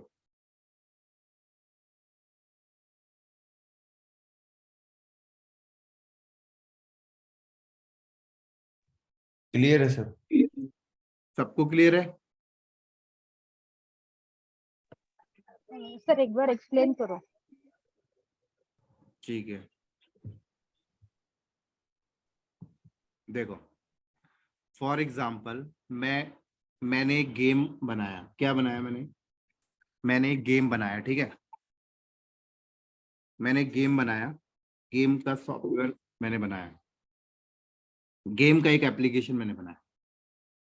अब मैं चाहता हूं कि मैं इस गेम को सेल करूं। आपने कई बार देखा वो लोग क्या करते हैं, ऑनलाइन जाते हैं और ऑनलाइन गेम खेलते हैं, और उसका प्राइस होता है कि 1 घंटे का इतना $, दूसरे घंटे आपको खेलना तो इतने $, लगेंगे। तो फॉर एग्जाम्पल, कौन बात कर रहा? तो मैंने एक गेम बनाया और मैं उस गेम को ऑनलाइन सेल करना चाहता हूं। ठीक है, तो मैं क्या करूंगा, ये मेरा इस कंप्यूटर में क्या करूंगा, उस ऑनलाइन गेम की जो एप्लीकेशन है उसको मैं यहाँ पे डिप्लॉय कर दूंगा। ठीक है, मैंने डिप्लॉय कर दिया। अब मैंने बोला कि मेरे गेम के एप्लीकेशन तक लोग कैसे आए, तो मैंने वेब सर्विस डिप्लॉय कर दिया। तो जब मैंने वेब सर्विस डिप्लॉय कर दिया तो एक मैंने वेब पेज बना दिया, और मैंने बोला कि मेरे क्लाइंट्स मेरे वेब पेज में आएंगे और वेब पेज में मैं अपने गेम एप्लीकेशन को इंटीग्रेट कर दिया, एपीआई के थ्रू कॉल कर दिया। तो मैंने वेब सर्विस बनाया, वेब सर्विस इंप्लीमेंट किया वेब पेज के लिए। तो मैंने बोला कोई भी क्लाइंट मेरे पहले वेब पेज में आएंगे, वेब पेज में आने के बाद मैंने एक एपीआई बेस एक बटन बना दिया, और मैंने बोला उस बटन में क्लिक करेंगे तो लोग मेरे गेम एप्लीकेशन तक लैंड कर जाएंगे, ठीक है। और थर्ड था डेटाबेस। मैंने बोला कि जब भी कोई नया क्लाइंट मेरे वेब पेज पे आता है और मेरे गेम यूज करता है, तो मैंने बोला कि उसकी कुछ पर्सनल इंफॉर्मेशन पहले उसे देनी होगी, लाइक उसका कॉन्टेक्ट नंबर, उसका सिटी नेम, कंट्री नेम, उसने कितना पेमेंट किया, और पेमेंट की जो वैलिडेशन है कितने आवर्स की है, ये सारा एक डेटा है। उस डेटा को मैं एक डेटाबेस के अंदर रखूंगा। तो कंपनी क्या करती है, वेब सर्विस, एप्लीकेशन सर्विस और डेटाबेस सर्विस एक ही सर्वर पे आप इंस्टॉल कर सकते हो, बट इंडस्ट्री के अंदर ऐसा नहीं करते। कंपनी क्या करती है, 3 सर्वर्स लगाएगी, पहले वाले सर्वर्स के अंदर वेब सर्विस इंप्लीमेंट करेंगी, दूसरे सर्वर्स के अंदर एप्लीकेशन डिप्लॉयमेंट होगा, और तीसरे सर्वर्स के अंदर डेटाबेस डिप्लॉयमेंट होगा। तो जब भी कोई क्लाइंट है वो पहले वेब सर्विस से कनेक्ट होगा, वेब पेज से। वेब पेज के अंदर आपने बटन डिफाइन कर दिया है कि इस बटन में क्लिक करोगे तो आप गेम एप्लीकेशन से कनेक्ट हो जाओगे, और जो भी आप इंफॉर्मेशन अपनी डालोगे वो डेटाबेस में जाके स्टोर होगी। इस सिनेरियोस को कंपनी कहती है 3 टियर आर्किटेक्चर। समझ आ गई? सुप्रिया, क्लियर है? वेब एप्लीकेशन और डेटाबेस का मतलब क्या हुआ? तो ये मैंने गेम एक एग्जांपल्स लिया है आपके सामने।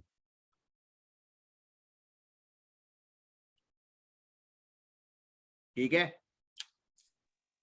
हाँ, यस।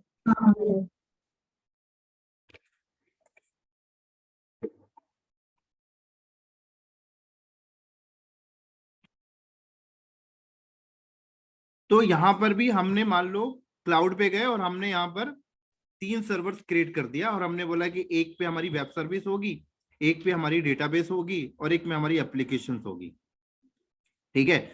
वेब सर्विस का जो आईपी एड्रेस है वो हम अपने क्लाइंट्स को दे देंगे, क्लाइंट्स वेब सर्विस पे आएगा, वेब सर्विस से एप्लीकेशन पे, एप्लीकेशन डेटाबेस। बट आपने एक एक ही सर्वर्स लगा रखा है। अगर आप हर एक सर्वर्स की कैपेसिटी होती है कि रन टाइम पे at the moment of time वो कितनी ट्रैफिक को हैंडल कर सकता है। फॉर एग्जांपल, अगर आप कंपनी में काम कर रहे हैं तो आपकी भी एक कैपेसिटी होती है ना कि आप एक दिन में कितने टिकट रिजॉल्व कर पाओगे, 5, 4 कितने। अगर एक बार में आपके पास 100 टिकट आ जाए तो आप हैंग हो जाओगे।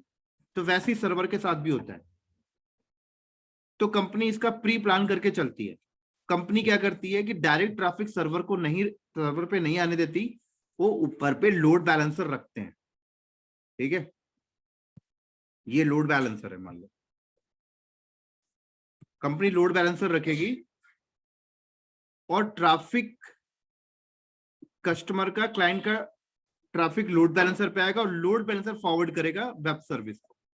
और लोड बैलेंसर के बैकएंड में नंबर ऑफ वेब सर्वर्स लगा के रखते हैं, जिससे कि लोड बैलेंस होता जाए, एक ही सर्वर पे लोड ज्यादा ना जाए।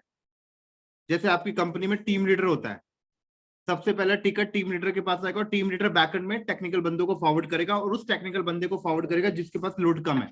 ऐसा नहीं करेगा वो कि एक ही टेक्निकल बंदे को सारे टिकट दे दे। समझ आई बात यहाँ पे? हाँ जी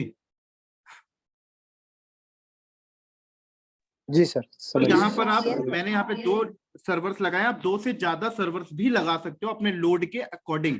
जैसे आपकी कंपनी में ऐसा होता है कि आपके पास टीम लीडर 1 है और बैकएंड में टेक्निकल बंदे 4 हैं। अगर आपके पास ज्यादा टिकट आना स्टार्ट होती है तो कंपनी और बंदे हायर करती है। तो सेम काइंड ऑफ है, अगर आपके पास लगता है कि लोड और भी बढ़ रहा है तो आप और भी सर्वर्स यहाँ पे रख सकती हो। ठीक है? ऐसे आप एप्लीकेशन सर्वर्स रख लो, ऐसे आप डेटाबेस सर्वर्स रख लो। और जब भी एक से ज्यादा सर्वर्स रखने की अगर नीड होती है तो डेफिनेटली है, फिर टॉप में आपका लोड बैलेंसर आएगा ही आएगा सिंगल एंड पॉइंट के लिए। क्लियर है यहाँ पे?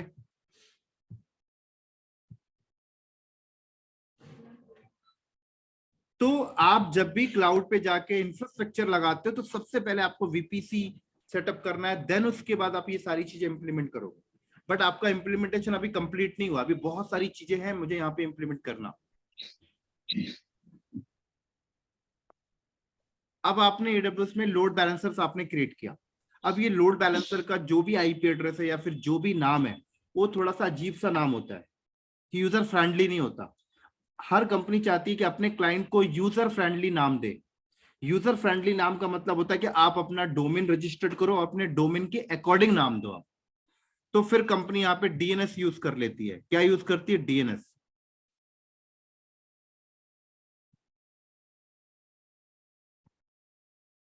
तो जब अपनी कंपनी यहाँ पे डीएनएस यूज करेगी तो अपना डोमेन रजिस्टर्ड उन्होंने कर रखा होगा, तब वो कंपनी क्या करेगी? www.technicalcloudknowledge.com और बैकएंड में अपने लोड बैलेंसर को पॉइंट कर देंगे। ये लो, तब आपके क्लाइंट्स इस नाम को हिट करेंगे और ट्रैफिक इस तरीके से हायरार्की में बैकएंड तक जाएगा। अब कंपनी चाहती है कि हमारे लोड बैलेंसर में ऐसी कोई ट्रैफिक, अननेसेसरी ट्रैफिक हम रिसीव नहीं करना चाहते। अननेसेसरी ट्रैफिक का मतलब होता है कई बार आपके सर्वर्स को कई लोग अटैक करने की कोशिश करते हैं, डॉस अटैक करते हैं, जिससे कि आपका नेटवर्क चोक हो जाए पूरा का पूरा। तो लोग अननेसेसरी ट्रैफिक आपको फॉरवर्ड करते हैं। अननेसेसरी ट्रैफिक फॉरवर्ड का मतलब होता है कि फॉर एग्जांपल अगर मैं किसी की वेबसाइट को डाउन करना चाहता हूं तो मैं उसकी वेबसाइट पे 1 सेकंड में मिलियंस ट्रैफिक फॉरवर्ड कर दूं।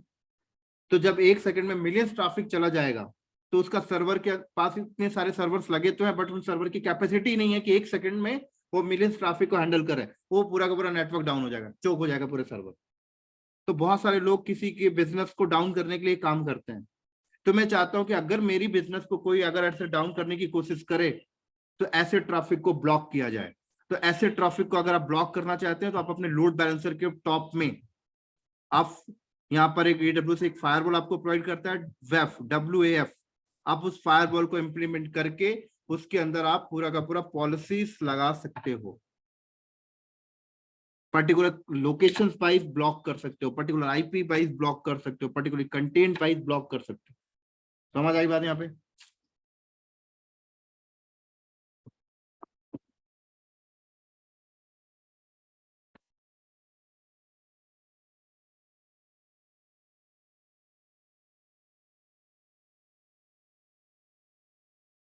डाउट है किसी को यहां तक?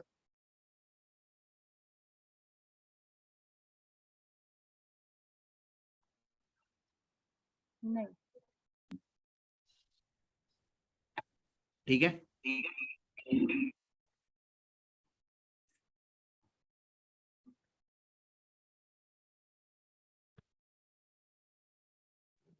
No sir.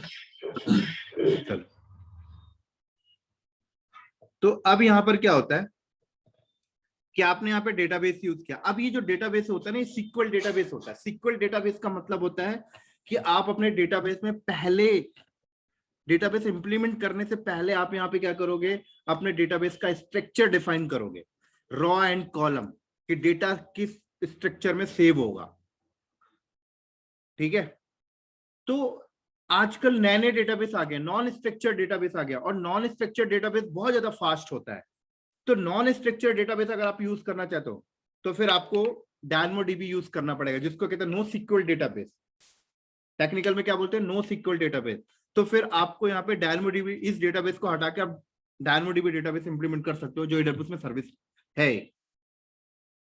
क्लियर है?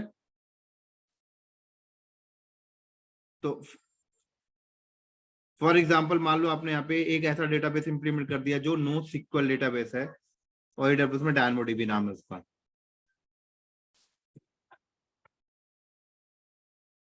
ठीक है।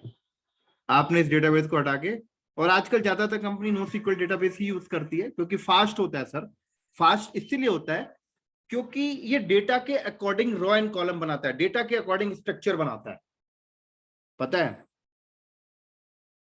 जैसा डेटा आएगा उसके अकॉर्डिंग स्ट्रक्चर बना लेगा। जब इस सर्विस को पर्सनली पढ़ेंगे तो ज्यादा समझ आएगा, अभी ओवरव्यू के लिए समझो। देन उसके बाद कंपनी ये चाहती है कि आपके नेटवर्क पे अगर लोड बढ़े तो लोड बैलेंसर के बैकएंड में जो इंस्टेंस लगा है, जैसे आपने 2 लगाए हैं, लोड के बढ़ने से आप और भी इंस्टेंस ऐड कर सकते हो, बट कंपनी चाहती है कि ये इंस्टेंस ऑटोमेटिक ऐड हो, या लोड कम नहीं है तो ऑटोमेटिक रिमूव हो जाए। तो फिर आपको एक सर्विस इंप्लीमेंट करनी पड़ती है अपने एनवायरनमेंट के अंदर। उस सर्विस का नाम होता है ऑटो स्कैलिंग। ठीक है, ऑटो स्कैनिंग इंप्लीमेंट करना। देन उसके बाद आप ये चाहते हो कि आपके एनवायरनमेंट के अंदर जब भी कोई क्लाइंट आए, जैसे कि आपने कई बार देखा होगा कि हम लोग अगर फ्लिपकार्ट में जाते हैं या फिर अमेजोन में जाते हैं या फिर किसी भी शॉपिंग वेबसाइट में जाते हैं या आजकल किसी भी सोशल मीडिया की वेबसाइट में जाते हैं, ठीक है, या इंडियन की IRCTC वेबसाइट पे, रेलवे की, या फिर आपका एयरपोर्ट, किसी भी वेबसाइट पे जाते हो, आप कोई भी एक्टिविटीज करो, कोई भी टिकट बुक करो, कोई भी आप पर्टिकुलर सामान परचेज करो, आपको एक मैसेज आता है। देखा है आपने कभी? आता है कि नहीं आता मैसेज? आता है। आप नेट बैंकिंग यूज करते हो, आपको मैसेज आता है। तो आप भी चाहते हो कि मेरा भी एक बिजनेस एप्लीकेशन के अंदर डिप्लॉयमेंट है और मेरे क्लाइंट जब गेम खेलने आए और जब वो गेम को सब्सक्राइब करे 1 घंटे के लिए, मैं चाहता हूं उसे भी एक मैसेज नोटिफिकेशन चला जाए मैसेज के रूप में। तो आपको फिर अपने एनवायरनमेंट में मैसेज की सर्विस इंप्लीमेंट करनी पड़ेगी। AWS में वो मैसेज की सर्विस होती है SNS। आपको SNS इंप्लीमेंट करना पड़ेगा अपने एनवायरनमेंट में, अगर आप अपने क्लाइंट को ये फीचर्स प्रोवाइड करना चाहते हो तो। क्लियर है? Yes sir. अब मैं चाहता हूं कि अपने क्लाइंट्स को मैं SNS की सर्विस भी देना चाहता हूं, साथ में ईमेल की सर्विस भी देना चाहता हूं। आजकल आपने देखा कि आपने नेट बैंकिंग आप यूज करो, आपको मैसेज भी आता है, ईमेल भी आता है। तो मैं ईमेल की सर्विस भी देना चाहता हूं। फिर आपको SCS इंप्लीमेंट करना होगा। क्या करना होगा? SCS। फिर एक चीज आपने देखा है कि कई बार ऐसा होता है कि हमारा जो बिजनेस एप्लीकेशन है जो हमने डिप्लॉयमेंट किया, हमारे क्लाइंट जब हमारे वेब पेज पे आते हैं तो मैं चाहता हूं कि एक ऑनलाइन 24/7 चैट की सर्विस देना चाहता हूं, चैटिंग की। होता है ना आजकल आपको चैट सपोर्ट मिलता है। तो चैट सपोर्ट में क्या होता है कि जो पहले टाइप करेगा फर्स्ट कम फर्स्ट ही चलता है ना। अगर चैट में अगर मान लो ऐसा हो जाए कि क्लाइंट टाइप करने से पहले मेरा टाइप हो जाए, कई बार ऐसा हो सकता है ना कि भाई तो गड़बड़ हो जाएगा ना, फिर तो आपको जवाब ही नहीं पड़ेगा।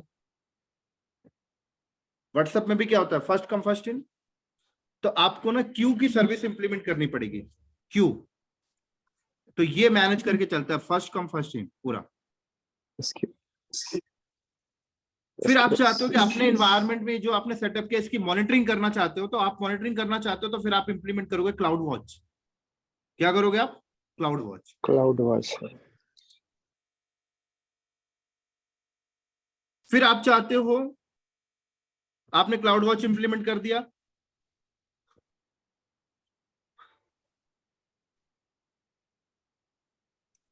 फिर आप चाहते हो कि आपके जो क्लाइंट्स हैं आपके वेब पेज को जब कनेक्ट होते हैं, आपके एप्लीकेशन को कनेक्ट होते हैं, तो कई बार ऐसा होता है कि यार बहुत सारे ऐसे वेबसाइट्स होते हैं जहां पे अपने आप को प्रूफ करने के लिए आपको डॉक्यूमेंट्स अपलोड करने पड़ते हैं। देखा आपने कभी? आपने गवर्नमेंट की वेबसाइट पे गए होगे तो आपको डॉक्यूमेंट्स अपलोड करने पड़ते हैं।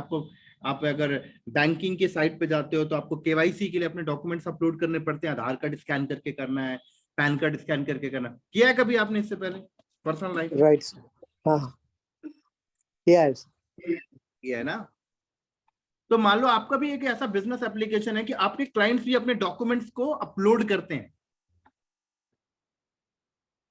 तो डॉक्यूमेंट्स को अपलोड करने के लिए आप एक ऐसा स्टोरेज लगाओगे जहां पे आपको डॉक्यूमेंट्स आएगा। तो डॉक्यूमेंट अपलोड करने का जो स्टोरेज होता है उसकी लिमिट नहीं रखता कोई, क्योंकि हमें नहीं पता हमारा क्लाइंट कितना डॉक्यूमेंट्स डालेगा। अगर हम लोग बात करें, आजकल लोग इंस्टाग्राम पे रील्स क्रिएट करते हैं। देखा आपने रील्स? हाँ। तो जब वो लोग रील्स क्रिएट करते हैं तो एक वीडियो होती है 30 सेकंड की, वो क्या है, हम लोग तो अपलोड कर देते हैं ना। बैकएंड में कहाँ जा रहा है? वो भी तो उनके लिए तो डॉक्यूमेंट है ना। राइट।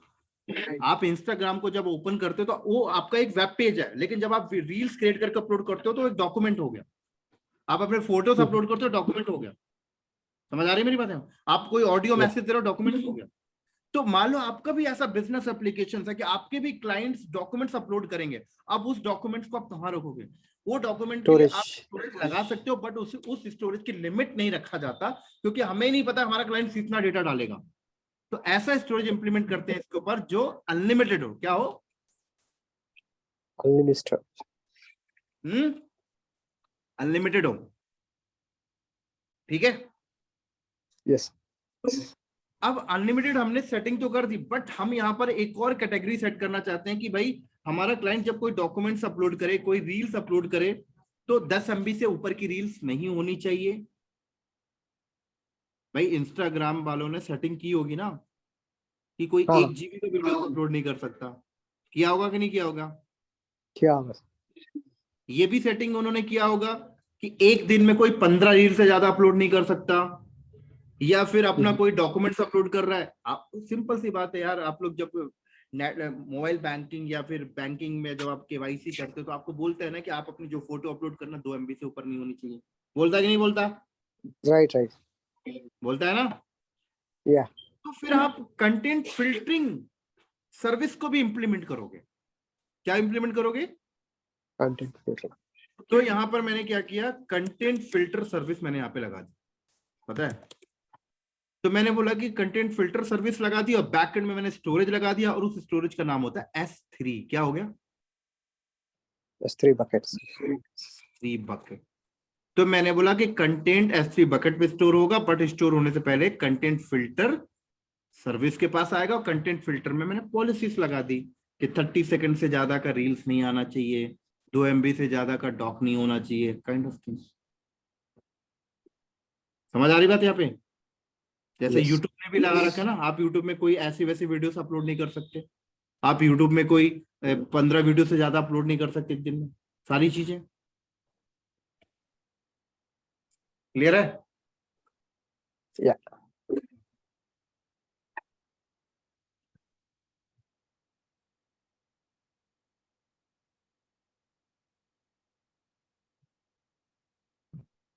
हेलो सर, एक क्वेश्चन है।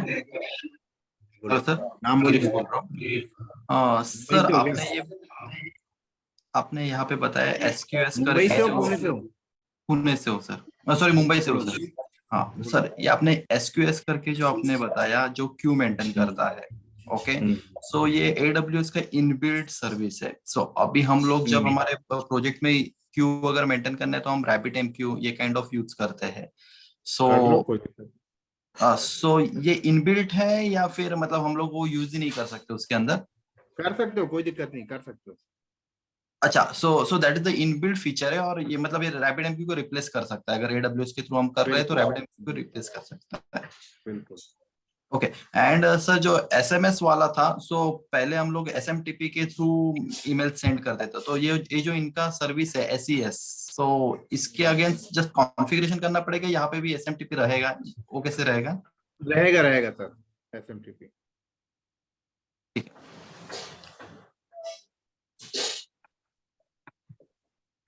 ठीक है, ये हो गया।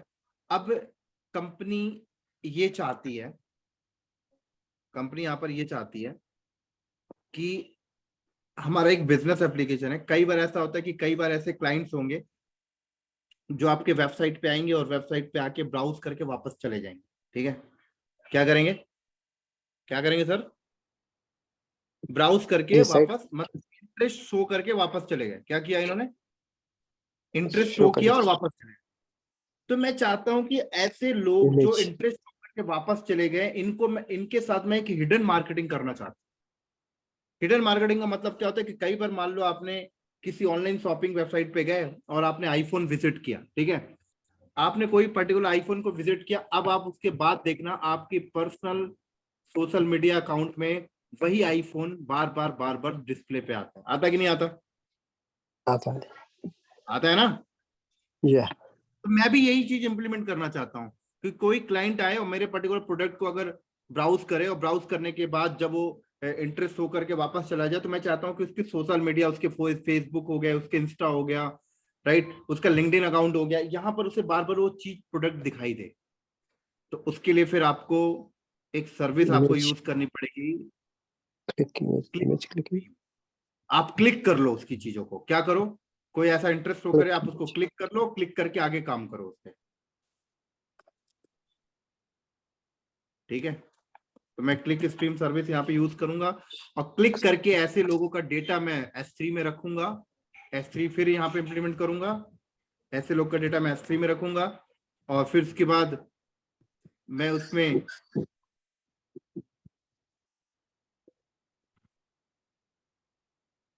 ऑपरेशंस करूंगा, EMR के थ्रू, EMR सर्विस है, ऑपरेशंस करके उसको एक स्टोरेज पे रखूंगा, और ये डेटा बहुत बड़े लेवल पे हो सकता है तो बिग डेटा की सर्विस यूज करूंगा। ठीक है, बिग डेटा की सर्विस यहाँ पे यूज करूंगा। AWS आपको बिग डेटा में क्या देता है, रेड शिफ्ट, ये लगाऊंगा, और बिग डेटा में स्टोर करने के बाद फिर बिजनेस आर्टिफिशियल इंटेलिजेंस इंप्लीमेंट करके अपना ये एड लगाऊंगा लोगों के पर्सनल अकाउंट में, और यहाँ पे AI के लिए आपको मिल जाएगा क्विक साइट।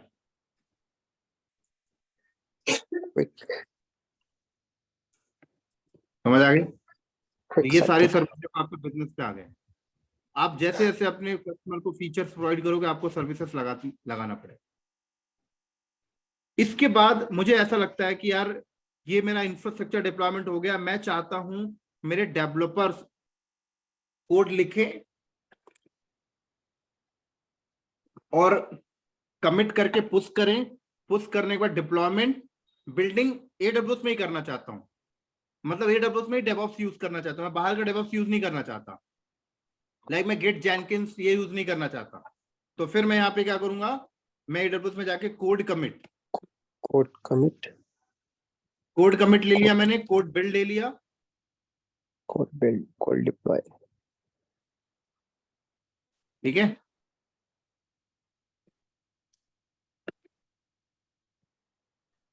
और मैंने कोड पाइपलाइन ले लिया।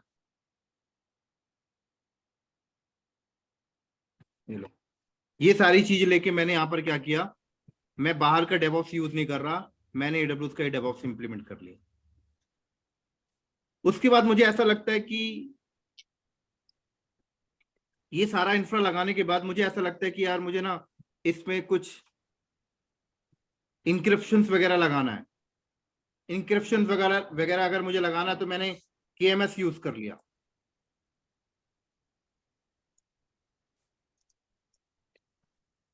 फिर मुझे लगता है कि यहाँ पर SSL सर्टिफिकेट की मुझे नीड पड़ेगी, डेफिनेटली मुझे नीड पड़ेगी।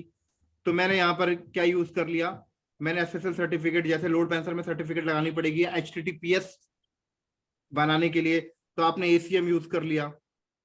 फिर आपने AWS इंस्पेक्टर यूज कर लिया।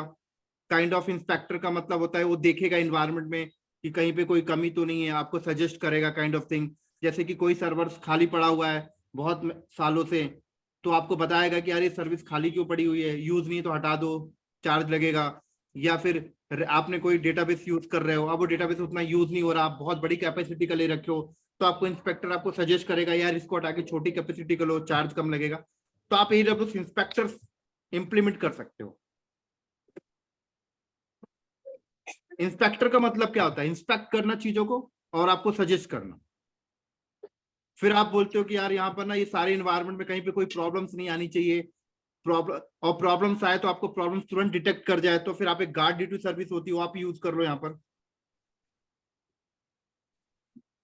Guard duty. ठीक है।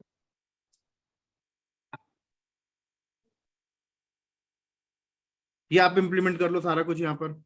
फिर आपको लगता है कि आप CDN प्रोवाइड करना चाहते हो, लाइक आपने ये पूरा का पूरा इंफ्रा आपने AWS पे, मान लो आपने मुंबई रीजन पे लगाया है, अब आपके क्लाइंट US से भी आते हैं, आपके क्लाइंट सिंगापुर से भी आते हैं, लंदन से भी आते हैं, तो आप चाहते हो कि सिंगापुर से जो क्लाइंट्स आए, लंदन से जो क्लाइंट्स आए, एटलीस्ट ब्राउजिंग करने के कंटेंट उनको उन्हीं कंट्री में सेटअप कर देते हैं, तो आप CDNs यूज करोगे, कंटेंट डिलीवरी नेटवर्क।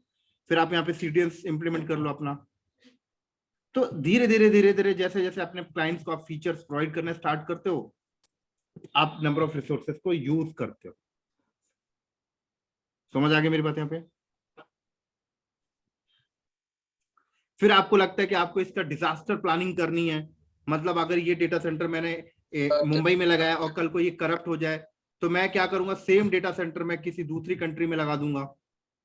तो सेम सेटअप मैंने लगा दिया तो मेरे को DR प्लान मिल गया पूरा का पूरा। फिर मुझे लगता है कि यार इस इन्वायरमेंट को मुझे बैकअप रखना है, तो आप बैकअप सर्विस यूज कर लेते हो। फिर आपको लगता है कि ये सारी इंप्लीमेंटेशन में जो है वो मैं मैनुअल कर रहा हूँ वेब कंसोल से, तो आप अगर ऑटोमेट करना चाहते हो तो फिर आप यहाँ पर क्लाउड फॉर्मेशन यूज कर लो AWS का। अगर आपको क्लाउड फॉर्मेशन यूज नहीं करना तो आप टेराफॉर्म यूज कर लो। समझ आ रही बात यहाँ पे? तो एंड ऑफ डे AWS पढ़ने का मतलब होता है कि हमको ये सारी चीजें इंप्लीमेंट करना आना चाहिए। अब ये सारी चीजें इंप्लीमेंट करना मतलब आप किसी कंपनी में जाओगे तो आपको यही बनाना है बस, और यही इन्वायरमेंट मिलेगा, इसके अलावा कुछ भी नहीं मिलेगा। लेकिन ये इन्वायरमेंट और ये प्रैक्टिकल वही कर सकता है जो एक एक सर्विस को पहले लर्न करता है, एक एक सर्विस को पर्सनली लर्न करता है। तो सबसे पहले आप एक एक सर्विस जब तक लर्न नहीं करोगे आप नहीं कर पाओगे। सबसे पहले आप VPC को समझो। VPC आप पढ़ोगे, VPC के अंदर बहुत सारी चीजें होती हैं, ये तो ओवरव्यू है। फिर आप लोड बैलेंसर को समझो, आप लोड बैलेंसर सर्विस लर्न करोगे, आप EC2 सर्विस लर्न करोगे इंस्टेंस बनाने की, आप EBS स्टोरेज की सर्विस लर्न करोगे, स्टोरेज इंस्टेंस के अंदर स्टोरेज की। आप यहाँ पे लर्न करोगे RDS डेटाबेस की सर्विस आप लर्न करोगे, आप कैसे के लिए इलास्टिक कैसे की सर्विस लर्न करोगे, ठीक है। आप यहाँ पे DNS के लिए रूट 53 की सर्विस लर्न करोगे, आप यहाँ पे फायरवॉल के लिए वेब एक्सेस फायरवॉल लर्न करोगे, आप ऑटो स्केलिंग लर्न करोगे, आप डेटाबेस के लिए DynamoDB लर्न करोगे। एक एक सिंगल आप पहले पढ़ोगे। आप यहाँ पर एक IAM का टॉपिक आता है काइंड ऑफ कि यार यहाँ पे बहुत सारी टीम काम कर रही है बट हर एक टीम की रिस्पॉन्सिबिलिटी अलग है। लाइक ऑटो स्केलिंग की टीम अलग है, लोड बैलेंसर की टीम अलग है। मैं चाहता हूँ कि जो टीम ऑटो स्केलिंग की वो लॉग इन करे तो ऑटो स्केलिंग में ही काम कर पाए और कहीं पे काम ना कर पाए। फायरवॉल की टीम लॉग इन करे तो फायरवॉल पे ही काम कर पाए और कहीं पे काम ना कर पाए। तो फिर IAM का टॉपिक आप यूज करोगे, आप SNS लर्न करोगे, आप यहाँ पे SCS लर्न करोगे, आप SQS लर्न करोगे, आप क्लाउड वॉच मॉनिटरिंग के लिए लर्न करोगे। सब एक एक करके आप पढ़ोगे। पहले आप क्लाउड फॉर्मेशंस पढ़ोगे,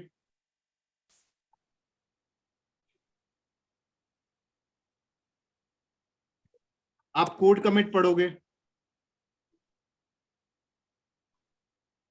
आप कोड बिल्ड पढ़ोगे, तभी तो आप डेवऑप्स कर पाओगे। यहाँ पे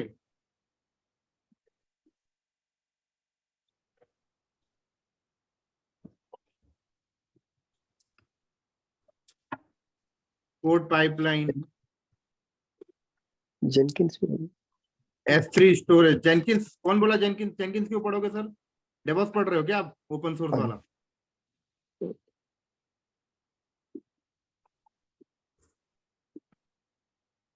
आप कंटेंट फिल्टर के लिए रिकॉग्निशन की सब पढ़ोगे आप।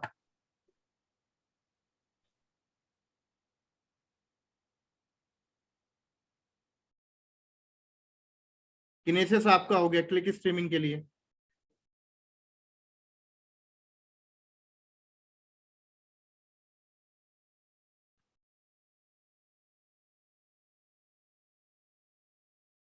क्लाउड फ्रंट पढ़ोगे, lambda, backup, DR, migrations, on premises कैसे क्लाउड में माइग्रेट करते हैं, AWS इंस्पेक्टर,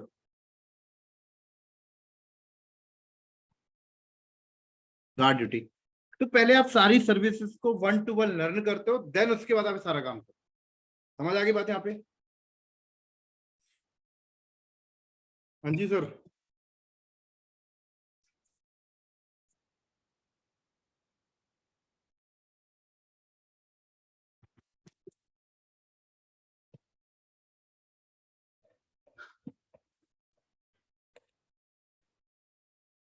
तो ये है आपका कैरिकुलम। मैंने 30 मिनट में आपको पूरा कैरिकुलम बता दिया कि हम AWS पढ़ रहे होते हैं इन काम को करने के लिए। इन काम को करने के लिए पहले एक एक सर्विस को सीखते हो, देन उसके बाद आपको बात खत्म। तो ये आपका फर्स्ट सेशन यहीं पे वाइंड अप होता है। और अगर आप लोगों को सेशंस कंटिन्यू करना है तो आप हेल्प डेस्क की टीम पे पिंग कर लेना, वो आपको बता देंगे कैसे एनरोलमेंट लेना है आपको। और आपका सेकंड क्लास आपका पेड होगा, तो उस क्लास में वही कंटिन्यू कर पाएंगे जो आपका एनरोलमेंट लेके, क्योंकि फ्री डेमोन्स्ट्रेशन मैंने एक ही क्लास रखा था। और उम्मीद है कि आपने एक क्लास में समझ गए होंगे हम करने क्या वाले हैं। यहाँ पे किसी को डाउट है तो आप पूछ सकते हो 1-to-1। अब मेरे पास अभी 3-4 मिनट है, बोलो। हेलो सर, यहाँ पे हम AWS का इनबिल्ट DOS भी सीखेंगे, like code commit build. Yes yes yes yes yes.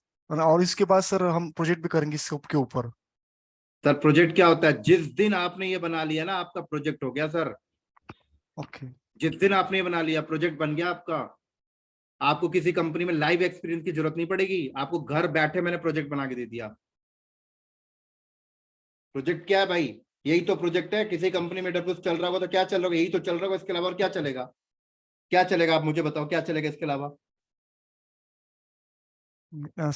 सबको इंटरकनेक्शन करके इंटरकनेक्ट क्या करके। चलेगा? आप जवाब दो ना, क्या चलेगा इसके अलावा? यही तो चलेगा। हाँ, किसी ये भी तो कंपनी है। में चले जाओ, घर में बैठ के बना लो इसको, बस बात खत्म। Yes yes. घर में बैठ के वही बना सकते हो जो सारी सर्विस को पहले पढ़ाओ। और कोई डाउट है किसी का? सर ये सारी सर्विस कवर है ना अपने कोर्स में? हाँ जी। और इसमें से EFS आई थिंक पेंडिंग रहेगी ना? क्या कह रहे हो? EFS करके सर्विस आती है जो नेटवर्क फाइल शेयरिंग करके यूज करते हो। EFS, हाँ इसी में आ जाएगा, स्टोरेज में। EFS मैंने लिख दिया ना। अभी तो बहुत सी सर्विस मैंने लिखा नहीं है जो मेरे माइंड में नहीं है अभी।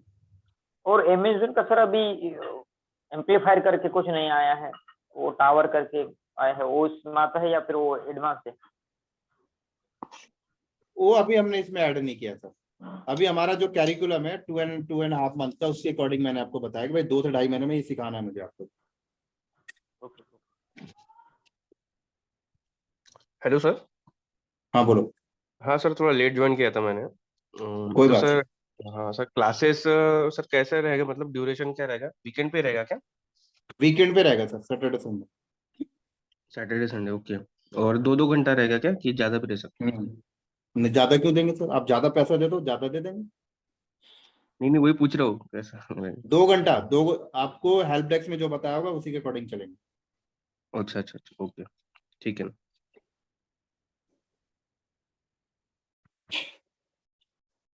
और किसी का डाउट है?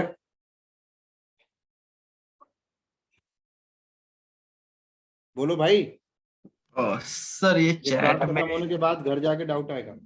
सर चैट में ये कुछ 1-2 सर्विसेज बताए, EKS, बिनस्टॉक, मोहित ने कुछ ये किया, ECR, नहीं, ये सब कुछ कवर रहेगा ना सर?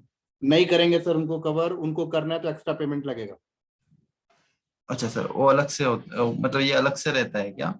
अलग से पेमेंट आप दे देना, आपको 1-to-1 करा देंगे।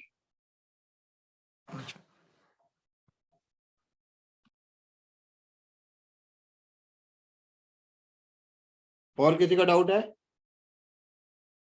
अगर नहीं तो मैं वाइंड अप करूं यहीं पे। सर तो ये जो सर्विसेज है, तो ये भी सर्टिफिकेशन में पूछते हैं क्या, EKS, बिनस्टॉक, बिल्कुल पूछता है सर, बिल्कुल पूछता है। सो ये part 1 part 2 type of course है क्या, मतलब जो जो इनिशियल्स में है, तो ये जो आपने लिख के दिया इतना सर्विसेज होगा, सर और ये पार्ट 1 पार्ट 2 नहीं है, ये है उनके लिए जो बंदा इंडस्ट्री में काम करना चाहता है एक्सपीरियंस दिखा के। ओके ओके, ठीक है सर। सर एक डाउट था इसमें सर, आप जो अभी करिकुलम पढ़ा रहे हो उसमें सर कितने साल का एक्सपीरियंस पुट कर सकते हैं इसमें, अगर मैक्स टू लगाना? मैक्स 15 15 साल? मैक्सिमम 15 साल का एक्सपीरियंस। सर 20-20 25-25 साल के बंदे AWS पे काम कर रहे हैं, उनको ये नहीं पता। क्यों नहीं पता? क्योंकि वो सिर्फ काम कर रहा है स्टोरेज में, वो सिर्फ काम कर रहा है फायरवॉल पे, वो सिर्फ काम कर रहा है EC2 पे। उसको पता ही नहीं है एनवायरनमेंट क्या है। वो सिर्फ अपने डिपार्टमेंट में फंसा हुआ है। अच्छा, ठीक है, थैंक और यू। किसी का डाउट? Hello sir. सर इसमें ये सर्विसेज भी इंक्लूडेड होंगी, जैसे ये EMR है, रेड शिफ्ट है, और जी बिल्कुल। ठीक हो गया सर, ठीक हो गया। और किसी का डाउट है? तकरीबन सारा कोर्स कवर कर लिया। 2.5 मंथ।